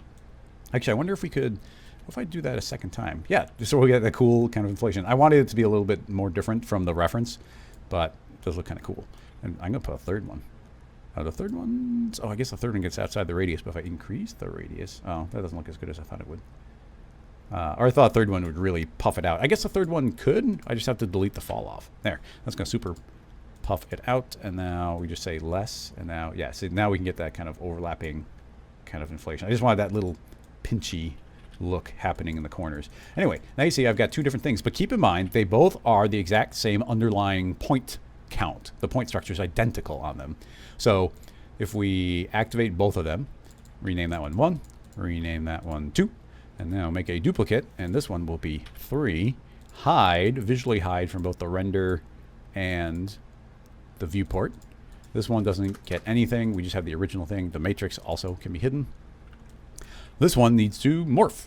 So let's add on the good old rigging pose morph. And I would like to affect the points. And delete the base pose. I'm just going to leave the base pose, drag in this and say, yes, it's a relative morph. And then drag in 2 and say, yes, it's a relative morph. So then we go to animate mode. Can we see it? Maybe this has to be editable. Yes, it does. Okay. With that being editable, what do we got? Why is that working so oddly? Oh, it's probably the order, maybe. It doesn't behave. They added in this controller, which in theory is making it run better, but I've always, yeah, see how it's this first, yeah, see, I don't understand what's going on there. Why is this kind of behaving that way? I'm not saying it's wrong, I'm just saying I don't have a good intuition for it, and clearly one has to be higher than the other.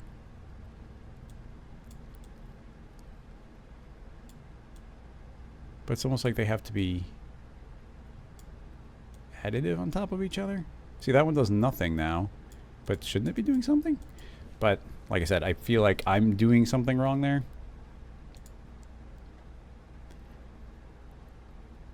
Tag. We are absolute. Use strength. Disabled in place. Yeah, I always get lost on those. Advanced, it is linked directly to them. We could delink them. Let's try that. I'm going to say not to link them. So this, oh, the base pose seems to have gotten affected. Let's start again from scratch. Expand, delete, delete, delete.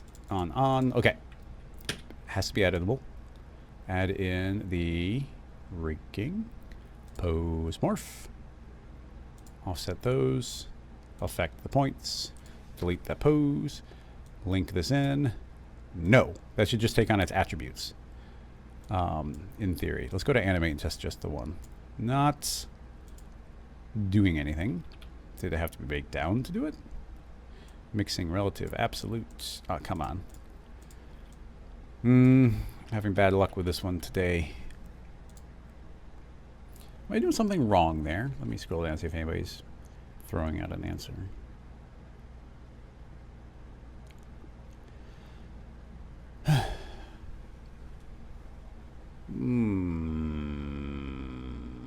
Yeah, I figure what I just did should have made that slider do something, but maybe I'm thinking of that wrong. If the base pose is targeting shape 1, it should change into shape 1. And then if I were to drag in shape 2 and say yes, it should be a dynamic link to the second one. Maybe the first, because I didn't feed in the base pose, maybe that makes sense. If this suddenly sort of works, nope, it doesn't seem to be updating. That's not doing much at all. Oh wait, but it's working in edit mode. I've run into this before. What causes this to happen? You see how it's working when I'm in edit mode, but it doesn't work when I'm in animate mode?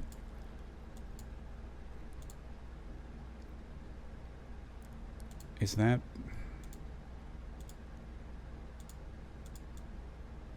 No.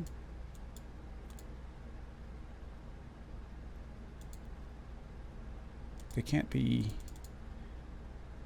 Don't enable. Animate. Ah, yeah, I don't know. Feels like that should be working, but it's not, and I'm not sure what I'm doing wrong. Now, we could leave it in the edit mode, and it's not smart to do that. But you see, it is actually working when I'm in edit mode. It's extra dangerous, actually, because if I wanted to go and do a... Yeah, we have to be in animate, or I want to put a pose in between them. But it's only working when I'm in edit mode. And I don't know why. Yeah, even though I was like, well, see, why would it do... What am I doing wrong? What am I doing wrong? Because I'm trying to link to what I thought, you know, I even left them there live just because I thought it would be the cleanest way of doing it.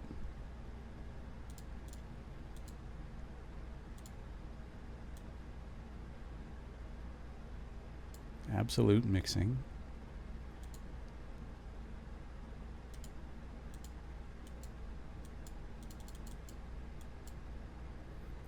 Ignacio is saying, try it with 24. Maybe it'll work there. No, this has been happening to us for a little bit. And it could just be that, well, they added in this priority and base priority. And ever since that was added in, it doesn't behave intuitively to me. They changed it so kind of my old understanding of it isn't the same anymore. And there's all these really advanced settings as far as the way to acknowledge it. And I've just never been good at getting them. Yes, I put in relative mode. Now it's like super exploding. So obviously absolute in this case is better. And yeah, in place, I don't think we want in place. And then we're using the slider. We're externally targeting. I don't know. I mean, maybe I have to make these two editable, but I don't think that doesn't make sense. It should just be looking at points. Yeah, it goes to, I don't want to call this a bug because it could be me doing something obvious and wrong. I just don't know. Now, we are currently in edit mode, so I'm going to continue while we're in edit mode. I just don't know if the correction will work if we're in that mode. This morph deformer is what I want it to do. So if we use the morph deformer and we are seeing this morph, and that's the slider that we want to control. Actually, that does seem to be controlling it really well in edit mode. So we can continue forward. If I go into the fields, I should be able to go to a linear field. And what do we got to do to make that? No, maybe it doesn't work because that linear field should be a transition between the two.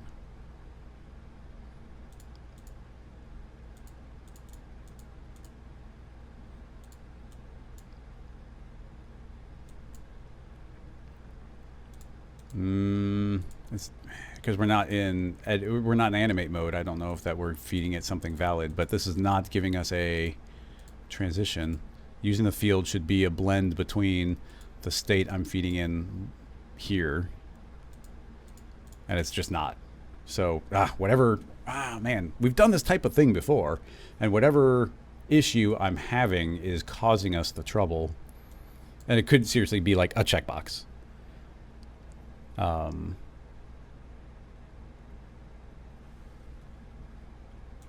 it could just be a checkbox I'm missing and it's not working. So apologies, everybody. So we're definitely going to tackle more questions because I don't want to end on this one.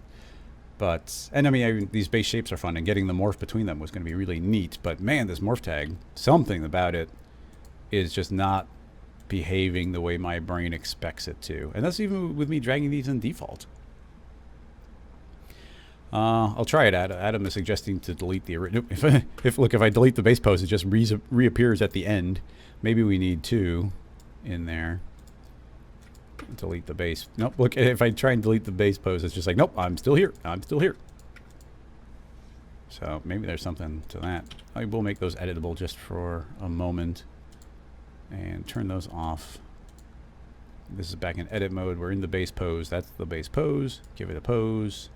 I mean, I'd like to say no and then under animate, but that doesn't do anything.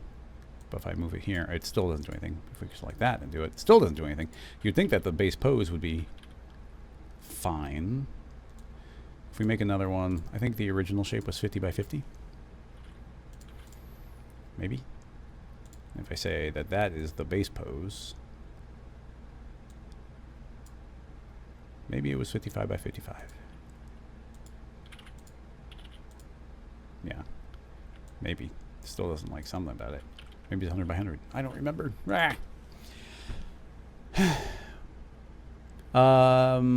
Demi. Oh, well, it's not working, so I can't demo it. And like I said, I'm not calling it a bug because I could be doing something wrong. But the morph deformer is a way of feeding a fall off into a morph tag. So it's actually really powerful. But man, yeah, I'm frustrated that this just isn't working for me. I'll have to think about it. Unfortunately, most of my time this week is in preparing for my R25 presentation for the 3D motion show next Wednesday. So even though Rocket Lasso Live will not be here next week, there will be a 3D motion show. Morph pose, morph underscore WTF underscore bug question mark. But that's something for me to explore. I don't think it's some Piffle. That's a good. First of all, I like the screen name Piffle. Second of all, I don't think it's a Matrix doing it because I've had this trouble before, and it doesn't have anything to do with that deformer. It's just like whatever the process I'm doing here. But yeah, thinking about it. Yeah, Ignacio is asking about 24. I don't think going in 24. I've been running into this problem for a while now, and like I said, ever since they added in the before and after, I don't think it's going to change in 24. What do we got here? Mute. Mick has got a question. Ooh, crazy looking. What do we got here? We got some raging fire, bonfire thing going, kind of an Akira. It might be a direct reference to Akira. So this is Buck You Back. I know we've answered questions from their stuff. So yeah, in general, if it's about this flame, I mean, obviously this is a 2D animated thing. So I'm assuming the question is trying to create something like it in 3D. Oh, it's longer than I thought it'd be. It's probably, yeah, it loops pretty quickly. You can see that there's only maybe like unique 15 frames or so before it loops, but there's so much happening in it that, yeah, it definitely keeps the eye going.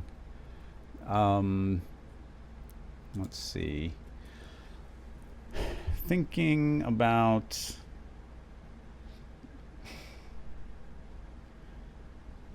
a lot of it goes to Sketch and Tune doesn't give you this kind of Sketch and Tune largely creates lines on the perimeter of objects.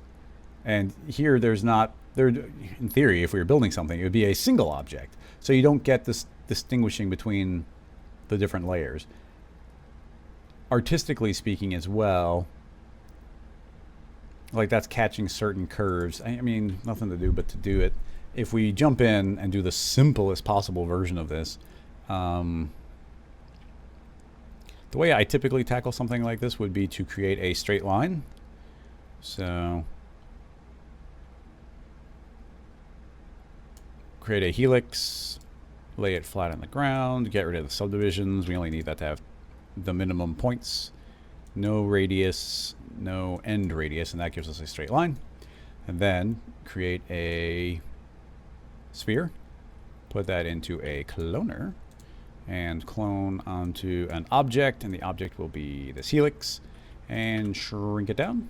We need way more, create more, and a bunch of randomness. Well, first let's give it a rate, and probably some rate variation. Let's see. Let's do way less so we can see if it's going up or down. Yeah, it's going up. We want to go up quicker, more randomness, and now way more spheres. Now with way more spheres, I can add an effector. Let's just go with a straight up random directly fed in. So yeah, that's randomly spreading them out. And a lot of things we could do. Let me think. What are ways I want to do this? Well, first of all, if we frame ourselves in, then they won't disappear, which is in the reference. I think it just goes out the top, so we don't need to, you know, if we were following that to the letter, we don't need to worry about making them scale away or magically dissipate. We can just zoom in enough. And that, you know, that type of thing does have a big effect on a rig. And then, you know, we've got lots of options as far as like, oh, how much randomness is there? So this can be fed a linear field. And said linear field can be on Y+.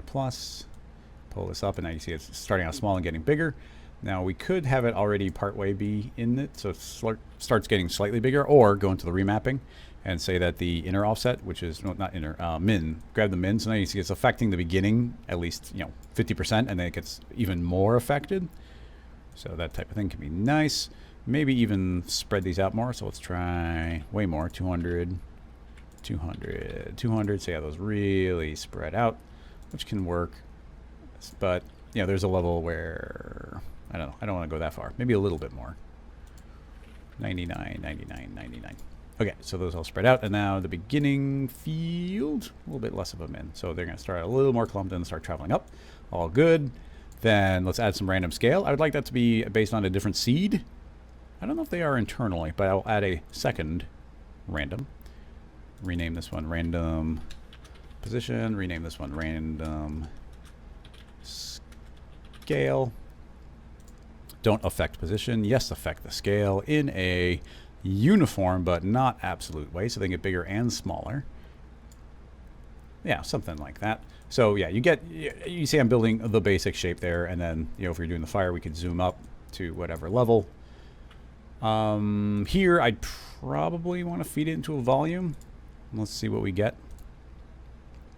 In some ways, if you're going to stylize it, maybe it doesn't need to go into a volume, but let's try feeding into a volume builder, volume mesher, and especially if it's going to Sketchy tune, the lower the poly, the quicker it'll be, and in some ways it could even look better. But let's make it pretty, yeah, I'm going to leave that pretty dang low poly and just let that do its thing. You lose some definition for sure. And then again, cropping in such a way so we can actually see the clumps. We could shrink this down and create more. We might need a little more resolution if we do that. Ooh, a lot more resolution. I may have made them too small. Scale them up until I don't see quite as much jitteriness. Yeah, something like that.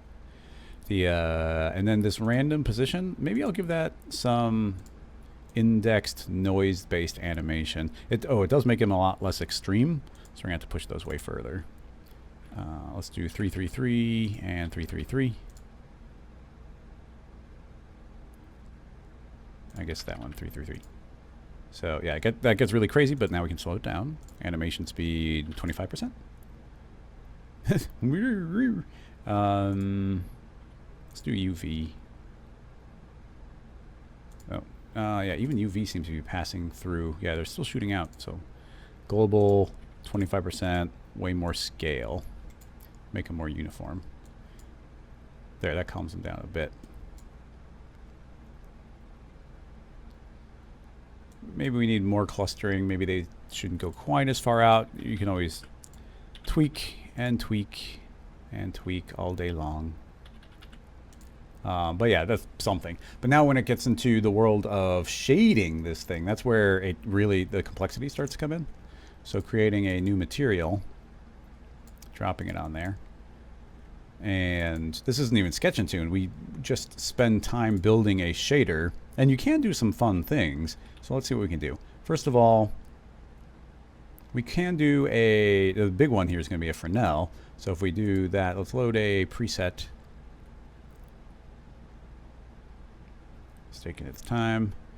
Yeah, let's just grab a regular old flame. Apparently this is even on the server, so downloaded. Okay, that's happening.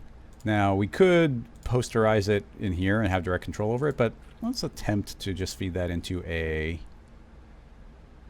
posterize, pixelate, posterizer. There we go. So now you can see that it's limiting. It's not going to look too great right there, but if we hit render, you see it's actually layering up.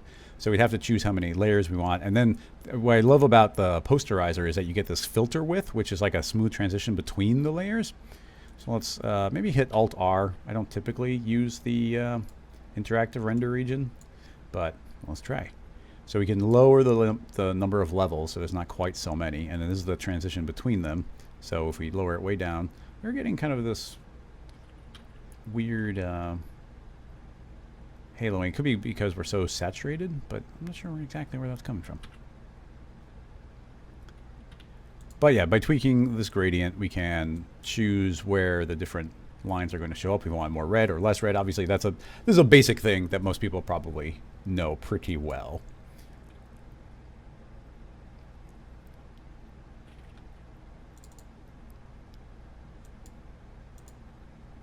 Trying to fight that purple halo. I'm trying to think of what that would be. Do you see the purple halo? Maybe it's a problem with my monitor.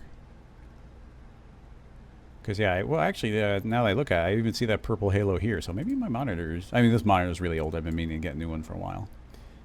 When you get rid of that level, it's fine. But anyway, how do I want to do this? We can't follow the curvature. This is as close as you can get to ever following the curvature, which in some ways is a problem because like you see, we're never going to, if we look at the reference, something like this bump right here would have a whole bunch of red on the top of it because you could artistically be like, well, there's a bump there, so I want more red. But here, there's just not enough of that to justify it. So then it turns into like, well, we need the things to get randomly pushed apart from each other more so that creates the contrast. So under the random position, if we allow those to start pushing apart further, that's the 0.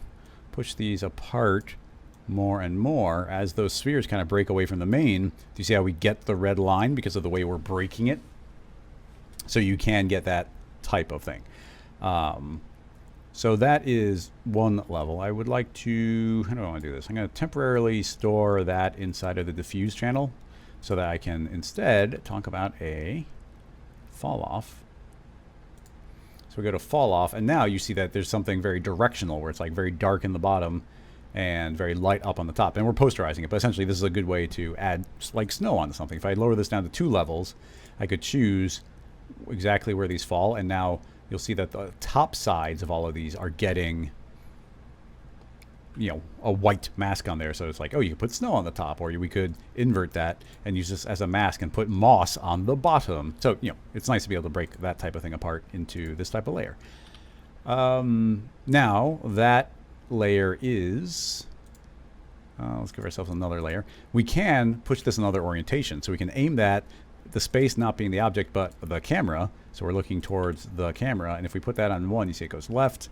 If we put it 1 in the middle, it's going to be top and bottom. If we go to the last one, it should be facing the camera. So now it's aiming directly at us. What that means is anything at the halfway point and beyond is actually like the back side of this, and we won't even see it. So I have to pull this beyond the 50% area, and then we should start seeing that black ring pop in. So that's another way that we could get very direct control over the way these are. At this point, though, it's very similar to a Fresnel. I don't know if it's identical, but it's definitely similar. But you can get some control that way. Now, what was that technique I used to do?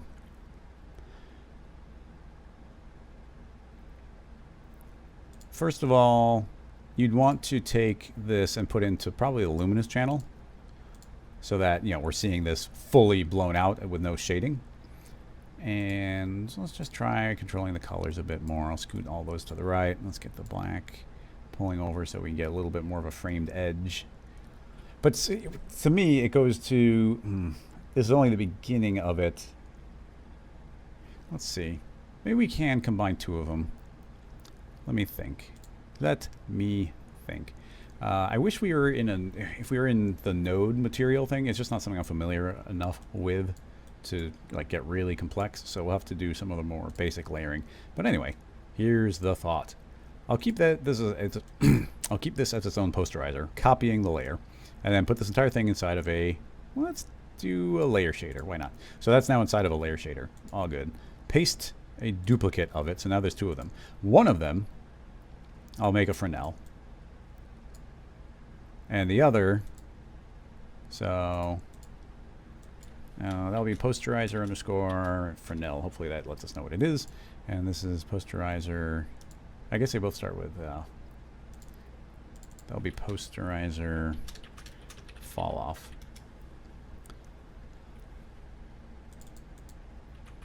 So we could now start combining these in different ways.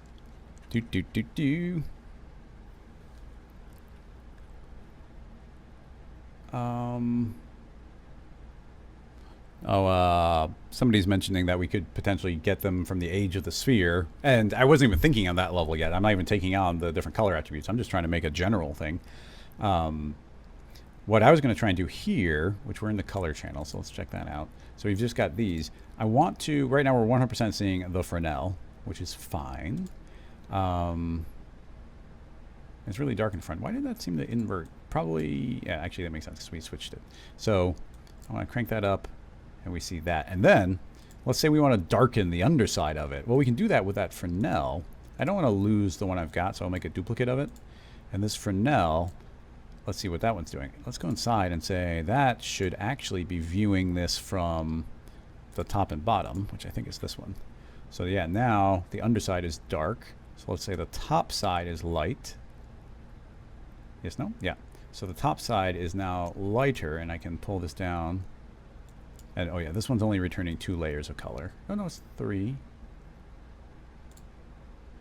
Where's that midpoint?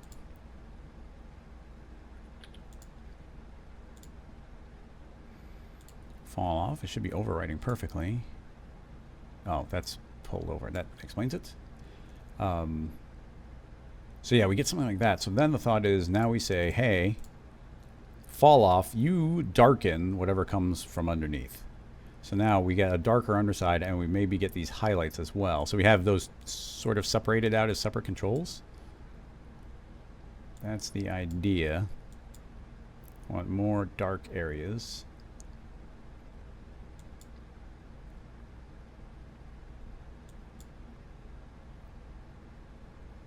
I guess more dark and more light.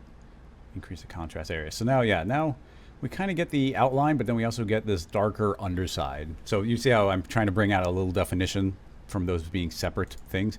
By setting it to darken, we've now layered those up in such a way that we can colorize them after the fact. What I would like to do is add, we're never going to get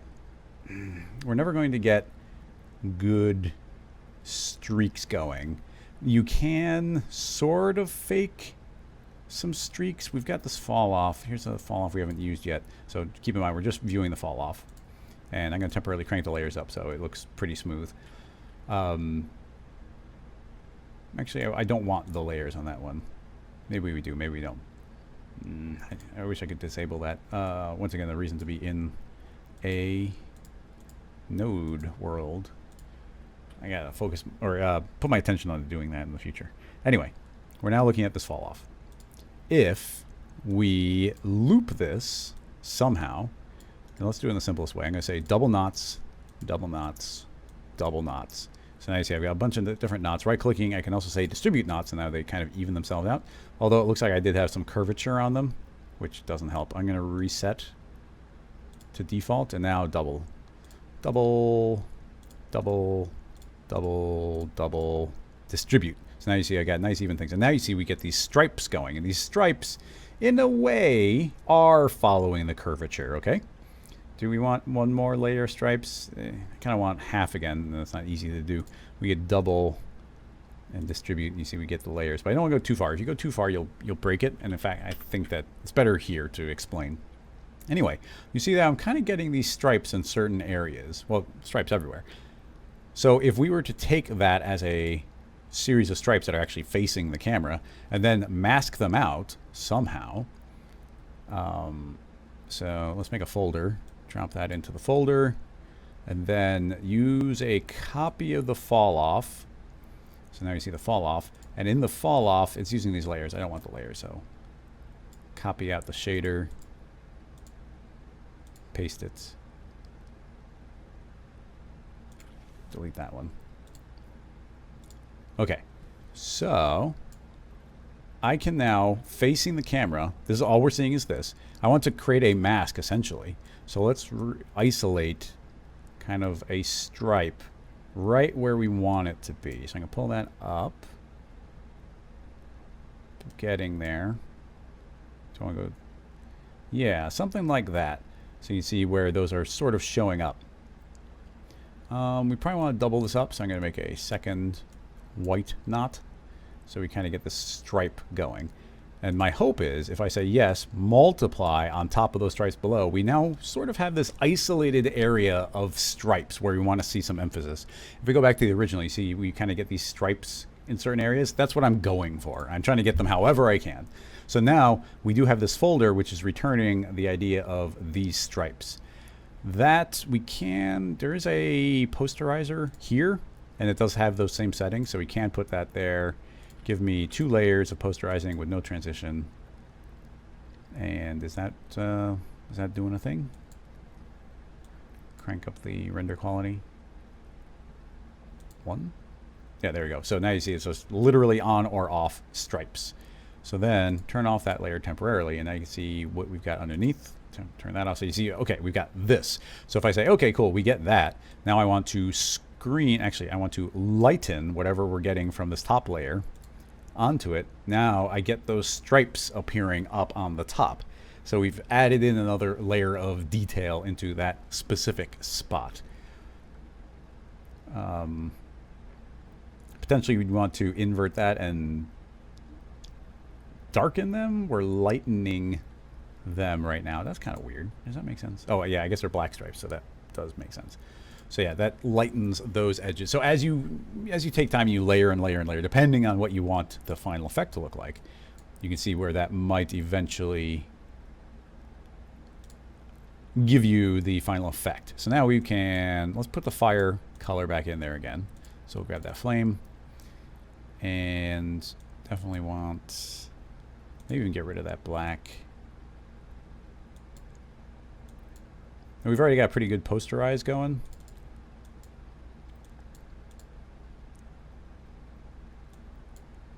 And we get those colors happening there. I mean, it just goes to, this is where I knew we were going to end up, because that's something that's hand-drawn. So trying to emulate from this is just like not looking very elegant. Where Sketch and Tune might be able to pull out certain edges, but what I really wanted to do was see if we could distort this somehow. And we can do some distortion. Let's just see what we get from it. So I do like the cinema distortion. If we feed this entire thing into a distorter, can we make that work? And I guess at this point I should probably save it, even if I'm not in love with the result, like, at all. Okay, so now we are distorting. It is set to, I'm going to set it to bi-directional, and just feed in a noise. And let's see if we see anything. Let's crank up the power. Give me power. Is it doing anything? Okay, apparently it is not eligible to get distorted. These are crazy high numbers. We'd blatantly be seeing it do something if it was going to work. Oh man, making those imperfections on the lines was kind of like what I was building towards the whole time. But I thought if Fresnel, maybe a Fresnel can't, but fall-offs can. I've definitely done it with fall-offs. And with lighting, I wish I could find the old burger file. I have like a really cool old animation I did. And it's kind of the direction I was going with this. Let me see if I can find the animation just to show you what the thought had been. Give me a second. It's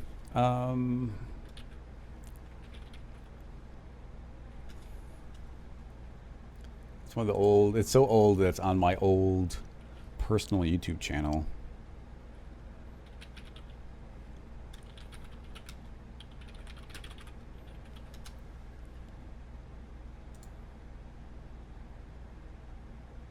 Here we go. So this was a series, this was like just R&D test I was doing for fun. And so this is all cinema, and this is years ago. I posted this in 2014.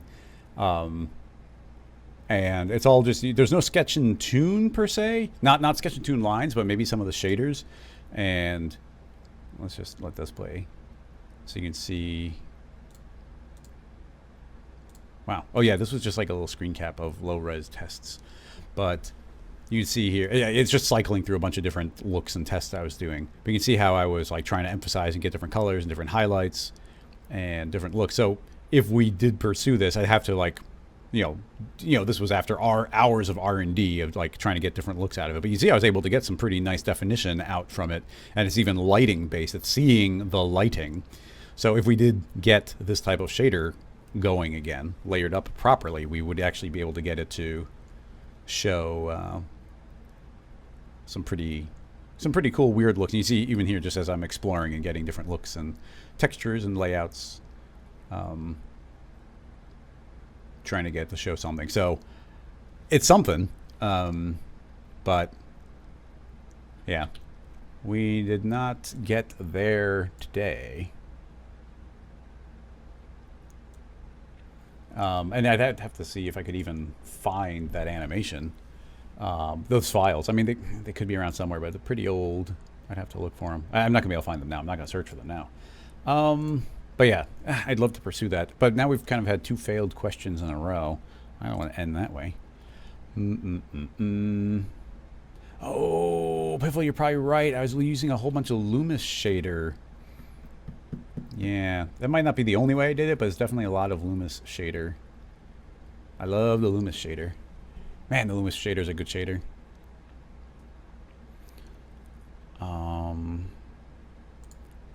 Let's see. Is there another question? I don't want to end on those 2. I know we're already a little bit over, but one more question would make me happy.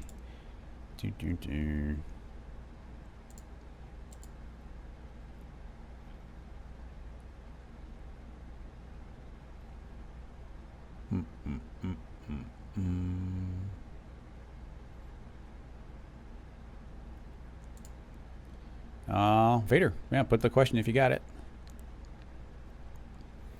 Yeah, Loomis shader is good. Just while I'm waiting for another question to pop in, just to show, this one's saved, so I won't lose anything. So there's the noise. If I feed in the Loomis shader, maybe it won't distort. Maybe I distort it in a different way, because there are 2 different types of distortion. Put that in. So now this is a Loomis shader. What's cool about that is I could feed this into like the luminance channel. And you see it still looks like it's shaded, even though we're in pure luminance. So you can do things like go really bright on that, give it a full 100% illumination. And now it's kind of like we've got a color. We've got an entire shading model happening. And literally it's the algorithm internal, or we can do Aura Nair. And you can do shading from that, but based on that, we've got these different speculars. Even those can be turned off, and you get this, and that is something that we could then posterize, and it's based on the way we feed colors in. But let's try throwing that into a posterizer, and yeah, you can see that has successfully posterized, and you can already see this is doing better definition. I definitely should have gone right for this one, and it's based on lighting. I don't know if it does shadow. Maybe it does, maybe it doesn't. But let's see if we can get this to see the distortion.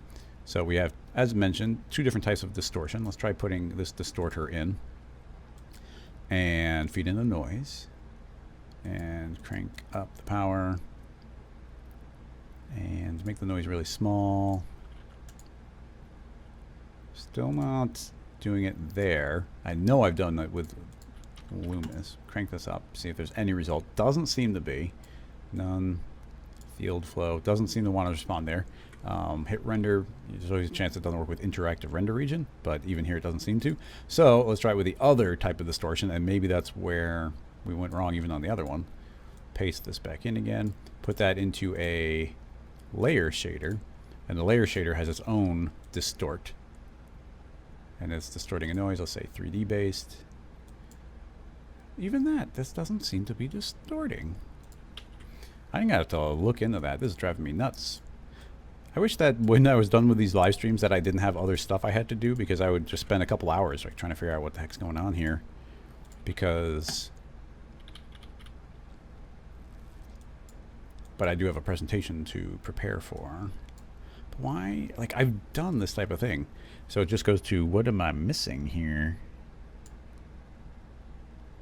Because that just doesn't seem to be having any effect whatsoever.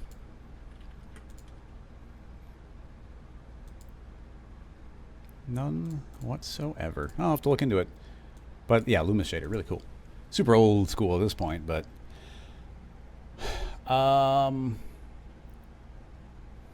Let's see, what happened to the motion path handles in the viewport? You know what, that's a good question. I know exactly what you're talking about with it. And I'm not sure if they got rid of it, or if they're moved, or if there's a setting you have to activate. I'm not going to say that because the previous one had slightly better information. But anyway, just to attempt to answer your question. And we used to have motion paths. Are they still in Cinema? Because we used to be able to keyframe that, and then go to a different time, and then keyframe it again, and then go to a different time, and keyframe it again. And, well, no, I'm seeing the path right now. You see where there is a path, but you used to be able to move them. Oh, wait, it just seems to be working right away. Isn't this what you're talking about? What am I, why does it just seem to be instantly working? I don't see the handles, though. Maybe the tangent preset, fixed weight, if we say custom, don't auto tangent. Nope, still doing it. But all of these might be related. Can we select more than one? Nope, only one at a time. Control D. Is there a setting for that under animation? Break tangent. Don't auto tangent. Angle. Fixed. Remove overshoot. I don't know what it said. I'm just going to tweak a whole bunch of those. Let's try doing that again. So let me try keyframing it with this new mode. So keyframe, rewind. Keyframe, rewind, and keyframe. Oops. Oh, dang it. Rewind, move, keyframe. There. Okay, so if I select that, yeah, I have that character selected. Select the point. You see, I actually select the point, but yeah, there's still no handles. I thought we used to be able to have handles. Weighted tangent. Because you can take this and curve it up, and I feel like this is using... Maybe it's because it's a... There used to be a specific animation tool. Now we can go here into animation, and I feel like that's the tool that would do it. And yeah, you can see here that I can actually scale, but scaling up the entire thing, not just what I have selected.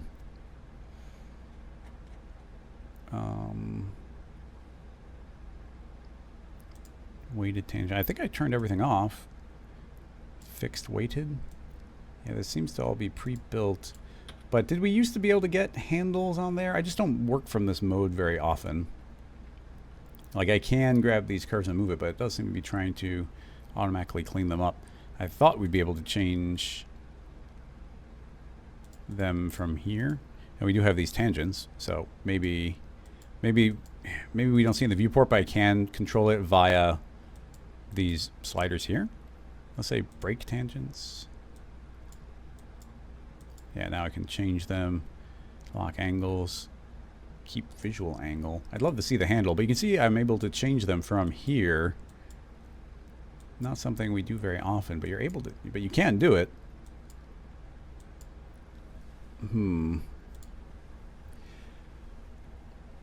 But yeah, I don't know if they got rid of it, or I just use it so infrequently that maybe they've added to it and we have to turn something off to be able to see it, or maybe it's just gone now and you're expected to just do it all from the timeline. Like we can just turn on the F curves here, and where's our figure? Yeah, so you can see the handles here, and if we control them via this, you're just going to see it immediately represented in the viewport. So maybe that's the idea, is that it's like, oh, they're gone from here, they're only in here. Because way back when I was first doing animation, I was actually doing controls like this, doing it this way. But even here, it's really weird because we don't have access to the directions. Maybe we can lock it like that. Yeah. Well, no, but that moves the entire thing. That's not what we want.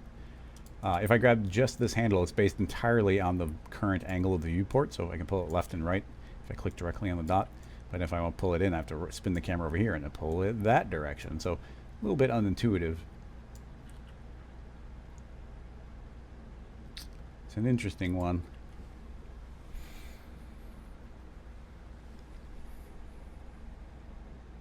The left-right, my left-right handle is too short. I made them, I mean, here's our handles. They're super crazy. Shouldn't we be blatantly seeing them?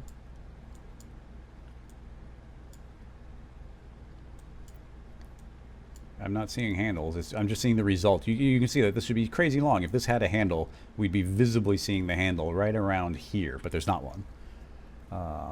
But like I said, it could be that maybe we're supposed to be in point mode, like maybe animation mode, maybe object mode. Maybe there's just a setting not turned on or off. You know, we can mute the track, breakdown. Like any one of the checkboxes might turn it on or off. It's just not something I have tinkered with in a while.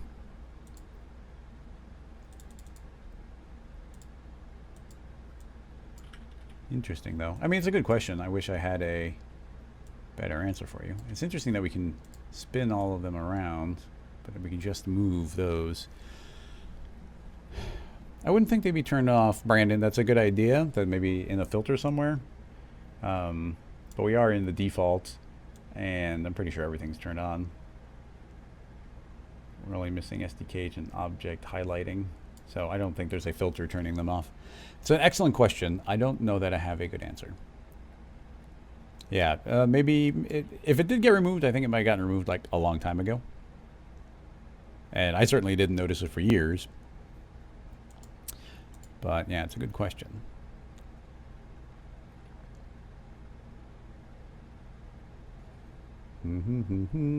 Prism had an Instagram question. Let's check it out. See if it's a quick one, because we do have to wrap up. Oh, this looks very similar to what we were doing earlier today. Let's see what we got. Wiggle, wiggle. Yeah, that's shockingly similar. So this is Generative Art Studio. Is this... okay, yeah, it is a person. For a second, I thought it might have been... one of the collectives. But yeah, this is shockingly similar to what we just had earlier. The we don't even need to spend too much time focused on it. Let me think of what I might do to get that very specifically going. I wonder if I don't want to do it that way. I know the way I'd want to do it. That would take too long. Especially with it just being, yeah, I'm probably overthinking it. I mean, here, let's do the quickest, most basic version of that.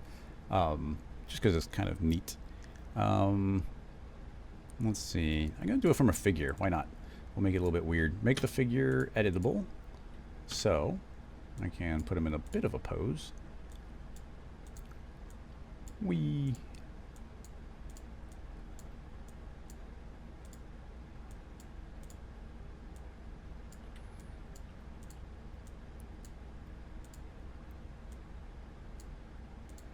Let's see, we need a nice line of action here.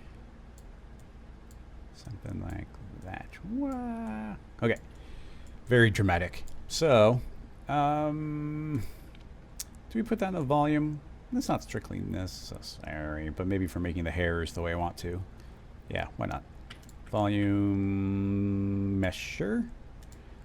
Needs more resolution. Probably needs to be inflated a bit. Not much. 2. Okay, yeah, just the basic pose is all that matters. That's clumping in a little bit. Okay, So, yeah, that gives us a basic mesh. And then simulate hair, add hair. So now big old hairy spikes shooting out everywhere. And then make those as long as we want. So maybe, you know, we can go nuts and like really push them out. We don't want that many, so let's change this to be a polygon area. So who knows where they'll appear. And I'll say I only want 200 of them. And then editing, regrow, and they'll be randomly placed all over the place. Otherwise, we're just erasing out from the existing ones. These are all shooting straight out from the normal of the object. It's based on normals. We could make it pure random if we want to, but for me right now, normal's fine.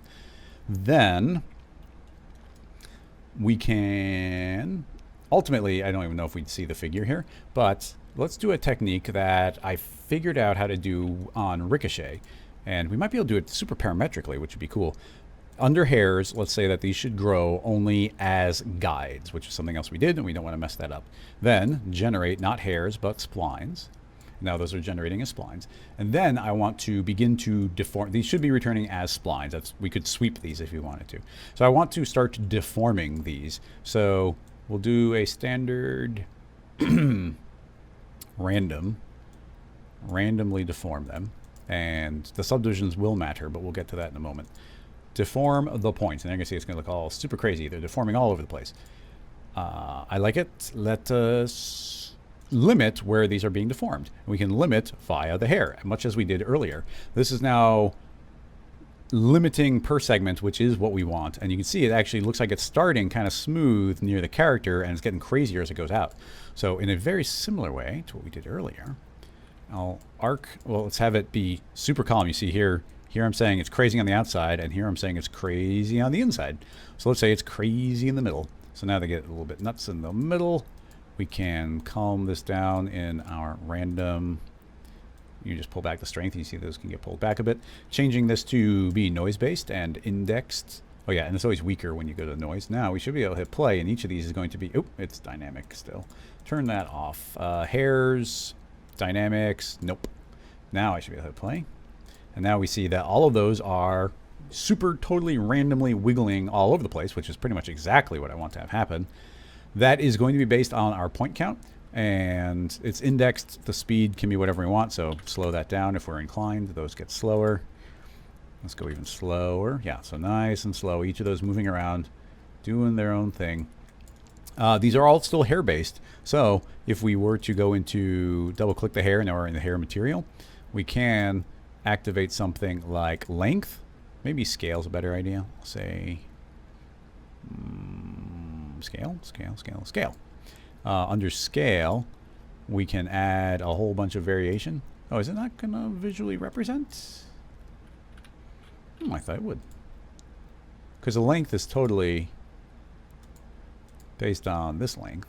But I thought that multiplier would work. But we can, easily make those longer, and everything else adapts to it automatically. So you see those all drifting out in the space.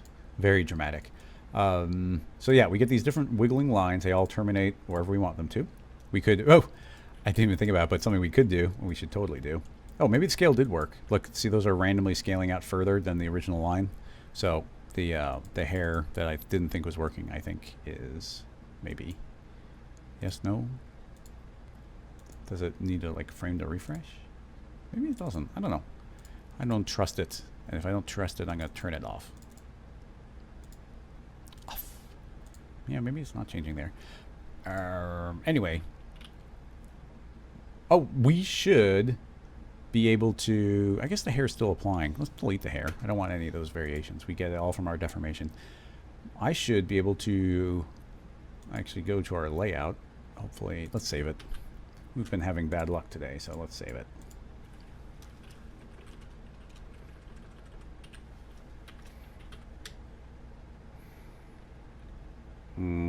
Hair wiggle, good enough. Let's change. I'm going to activate my groom layout and go to groom layout. So now I should be able to pick the brush, select the hair. I guess we'll turn off random. And now brushy, brushy. Brush, brush, brush. And we can paint this out however we want. It's really important when you're doing the brush to almost be constantly rotating your camera. So you're constantly getting a refresh perspective of exactly what's going on. But you know, and I'm not even going for anything specific here, but we, you know, the point being is we have the option to customize these and brush them as we see fit. Well, let's just say, let's actually try and do something. So if this character is being strung up, or maybe it's kind of supposed to be angelic or something, we could paint these out and up, and then get a dramatic curl going on up there, and then these can shoot out. Kind of clump those all together. Kind of get a starfish thing going. Did anybody see the Suicide Squad? I like that movie. But yeah, you know, as you see how I'm, you know, we're able to artistically actually do something with this. It's not, it's decently parametric, but we are able to get a very nice control here. And like I said, this is why you got to keep on changing your perspective, because even there I was like, okay, they all look good. And it's like, oh wait, I forgot about the front and back. We only did it in 2 dimensions instead of 3. So yeah, painting these all out. That should be, you know, it's something now. Spending, you know, obviously spending more time, you'll get better results. Let's just separate these 2 clumps. Come on, there, gotcha. Okay, that's something. So, with those all painted out, let's go back to our standard layout, and very, very similar to before, create a sphere and a cloner. Hold down Alt, create cloner, clone onto an object. The object shall be the hair, T for scale. There's a lot going on, so it's not exactly super quick. Okay, those are all laid out. We don't even need to loop them. Definitely the reference didn't. So turn off turn off loop, and those will go to the end. And then hair. I don't want to lose anything. Let's save. Under generate, do we get settings for the hair? Not so much. Is there point interpretations? Yeah, they're not even right now. You see they're very randomly spaced, so we'll have to compensate with that, not through the cloner. So I can set this to even or step. Step is a good one. Now we can say every 25 units we want another sphere, so you see they all get evenly spaced out. And you know, the character's completely disappearing here. So in order to make this look super clean, we'd have to make these very small. I guess I was going to run dynamics on them, and we can't make that many if we're going to make dynamics. So we'll maybe try both. I'm going to make a lot fewer of them and then make them larger, and then by making them dynamic, simulation, rigid body, follow position, much as before. Then, you know, again, we can colorize and or have them scale pretty simply by feeding in almost, it's amazing how similar this is to the first one. Create a plane effector. This will affect not the position, but yes, the scale in a absolute uniform way. I want to scale to -1, and they all disappear. Under fields, we'll limit it again to the hair, and now you can see it falls off. They get smaller and disappear near the edges, and they are larger in the inside. That can get remapped as earlier. Selecting the hair. What's going on here? Layer. Here's the control there, so we can set that down and up, and then we'll do a similar thing. So we'll actually want this to be scaled all the way down, and then actually have some scale. So now it's peaking in the middle.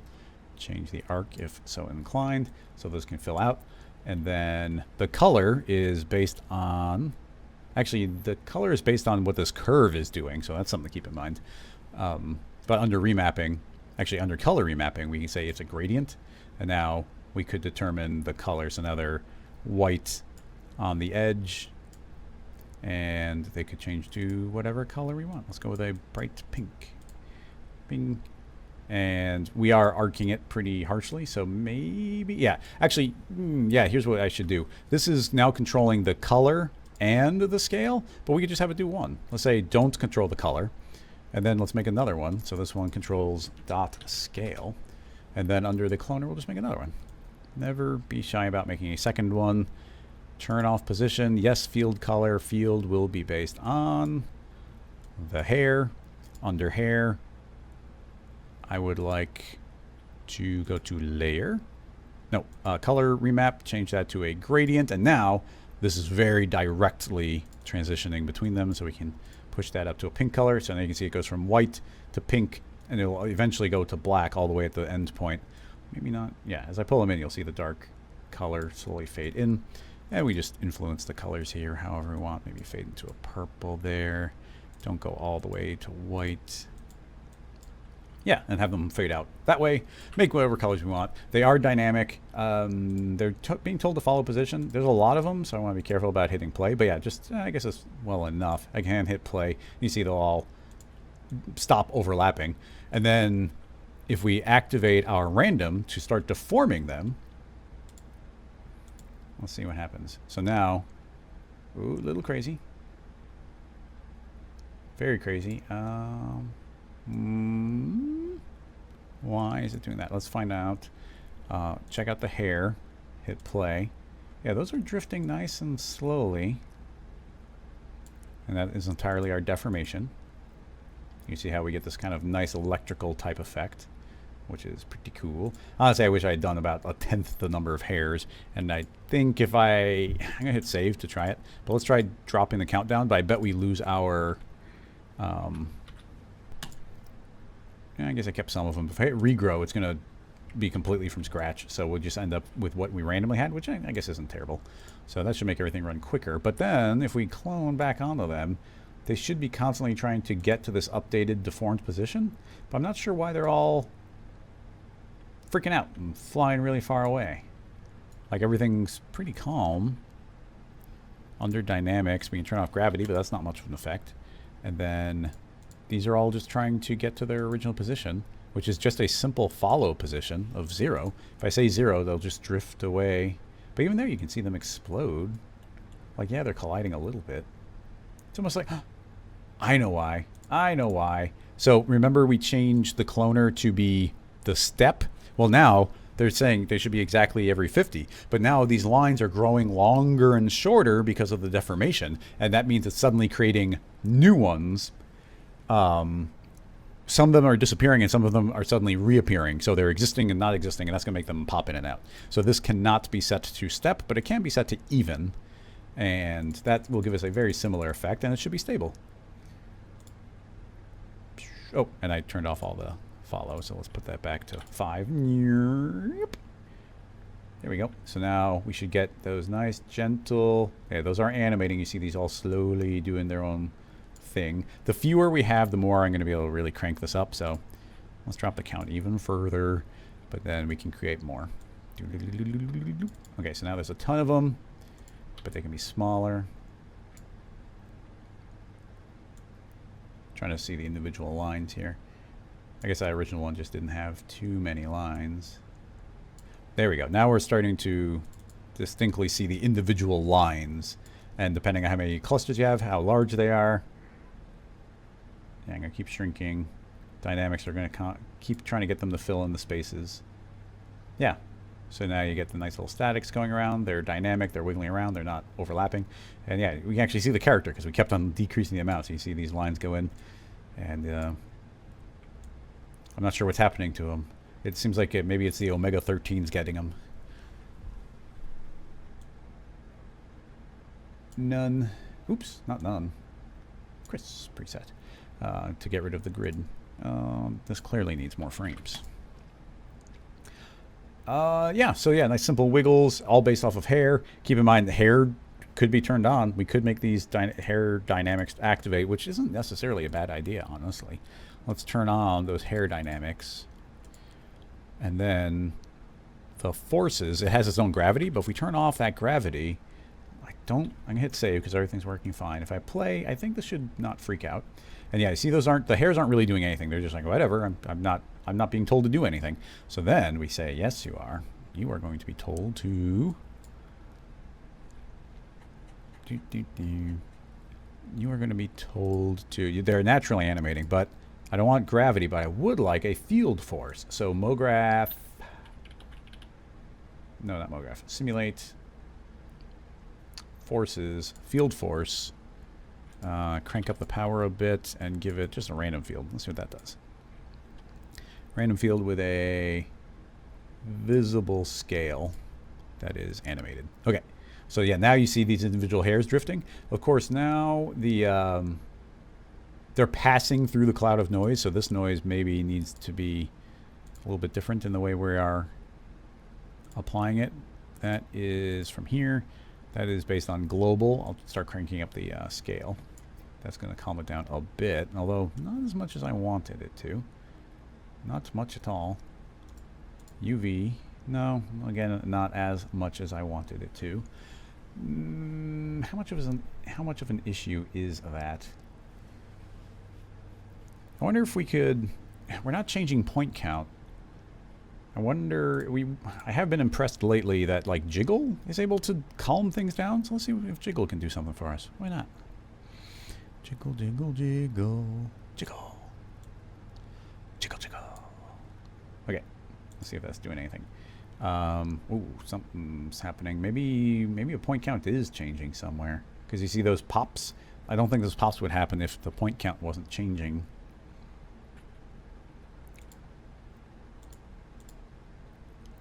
Yeah. I guess the hair is changing a point count somehow. I'm not sure how or where, but it is. Because those blips distinctly indicate, even though this should be, it's as guides, which means each one is exactly 8 long.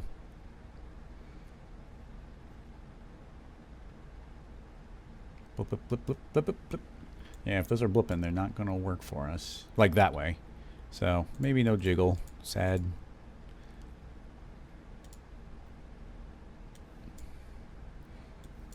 Yeah, I wish we get these a little more uniform. As they're passing through a giant cloud of noise, though, you do kind of expect... Although these are...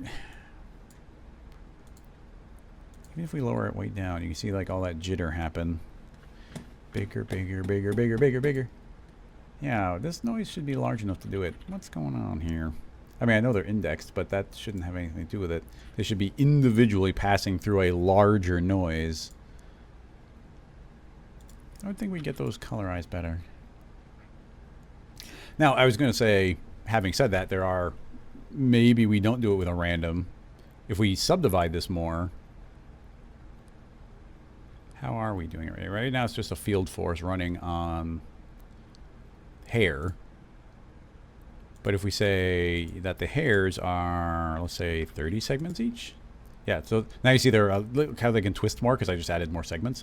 And you can see how it's really taking on the properties of the noise, which actually looks quite nice. Like those very elegant drifting here. If we go into the field force and tell the noise, like this noise we could make way larger, so let's go 333. So we should, what you want to see is a lot of uniformity between them, and yeah, right now a lot of them are doing very similar things. And we make a second one, and then we see the smaller one, and we say this one's way smaller, so we do like 555, and now when I reset, you should see a lot of like individual little wiggles going on. So it turns into like, okay, you combine those on top of each other, so we'll add those together, make this one way weaker, and now in general you see this smaller movement and larger movement. And I do have the speeds up quite strongly. And the overall force is actually quite strong as well. So maybe lower that. Oop, don't double it. So yeah, now those gently drift around. And now we're getting those in-between movements, not from the deformation, but just from this random field being able to move them. And I don't know for sure, but hair does have certain forces. If we go inside of its properties, there's things like fixed roots and rest hold, and yeah, here's even like stiffness modifiers and whatnot. So if we said rest hold, if I say 100, are they gonna, yeah, rest hold is super stiff. So then if I say okay, rest hold, that's fine, but weaken that, maybe it has to be really weak. Yeah, look at that. That's exactly what I wanted to have happen. So now I'm essentially saying it's transitioning into like its original state. But now by dragging this over, I'm saying like, yeah, you're allowed to wiggle, but the original ones are still rooted because of set root. But then this rest hold is saying like, oh, now forces can happen here, but they can't happen on the tip, and those are stuck. And that's pretty much exactly what I wanted to have happen here. So now our two independent noises are able to work, but they're not going to get drifted, you know, too dramatically in either direction. And then there's no reason why we can't. Let's turn off the display. there's no reason not to turn the spheres back on again. Those should be continuing to want to be on those lines. Let me just frame forward once to make sure it's not freaking out. Yeah, not going to be a lot of clones now, but yeah, those are now naturally drifting. These spheres want to be on top of them. They're all in their natural position and just working. And yeah, that's actually working quite well. I guess they might do that invisible drip thing, but we should be able to even give these some speed. Oh, I have to turn on the loop. Otherwise, actually, what happens if we don't? Oh, they just disappear. Okay, I'm going to turn on loop. Okay, give them a chance to get into their position. Yeah, now they're getting there. So now they should be small, and then they jump back to the beginning, and then they try and travel along. So now you see they're all constantly traveling out. We should be able to say -25 and have them completely reorganize themselves. If we reset, it would also work. So now they're going to be constantly going inside. So now it's like he's taking in energy. Of course, we still got those tiny little ones that are like going out and resetting. So we'd have to think of a way around that. But yeah, the direct control we have over this is pretty dang good. If we crank up our follow position as well, they should snap to that line a lot more strictly. Yeah, immediately as soon as I crank that up, you see how much nicer they're sticking to that line. But they're still dynamic, so they can't pass through each other. And they're all slowly drifting along, doing their thing. Working pretty well. And shockingly parametric setup. Look, there's not much, even now we got a lot to delete. Look at this entire hierarchy. Like, very little is actually going on to make this do its thing. And that's even, well, I guess if these hairs are on a volume measure, but if that wasn't a volume measure, these could actually be on an animated character. Those would, if this was a rigged up character, he could be flailing around and the one stuck to his head would stay stuck to his head and the one stuck to his arm would stay stuck to his arm. So it works pretty well. So yeah, thanks for the follow-up question. I know it's kind of a continuation of the previous one, but I think we just learned some additional things that make this even more powerful. And being able to push the hairs and have the hairs work in a way that I didn't necessarily expect them to. But yeah, well, yeah, the dynamic spheres. I think it doesn't feel too fiddly to me. Like they seem to be cooperating quite well overall. I guess we do get those little ones. We can see them almost like those tiny little ones. They get to the beginning and go, wait, I gotta go back to the beginning and then travel through. Those are the only things that could cause us trouble. But right now, it's not really looking like they are. But yeah, look at this coherence. Like that's the kind of thing you really fight for. Is like, oh, I really want to get these drifting lines traveling. And that's what we got here. And we can, let's go to the field force, and I'm going to really crank this up. And keep in mind that they're still stuck at the beginning and the end. So if I make this twice as strong, we should see more wiggles. But the end is still stuck, and the beginning is still stuck. So we'll see more like wrinkles in between. But they can't go anywhere. They can't go too far. So. Yeah, just working quite nicely. All right, everybody. Thanks for that question. I'll save that. It even looks cool in the still, like in the beginning before they all explode outward. So, thank you so much for coming and hanging out. I know we went extra long on here to get to a good question or to end on a good question. Let's see. Is there any follow-ups on this specifically? What would the static end of the hairs do on an animated character? Would they follow along? You know what? It's a pretty good question. I don't know. Is the end of the hair relative to where the character is? I know I was wrapping up and we got that last raffle to do, but let's just answer this question quickly because it's an easy one to answer. Save that, open a new file, and I think this will work. Sphere, floor, both of them dynamic. Add hairs, simulate, add hairs, hairs extra long, as guides, long hairs, dynamics, yes, rest hold 100, modifier lower. Okay, it should be all we need to do. So let's see, hit play. Oop. Oh, I made an environment on the floor. Oops. There we go. It's like, how did that happen? Okay. Yes. Okay, they're relative. So the hair is relative to where the original one was. So if it's on the hand and you moved it around, it would move to a new set location.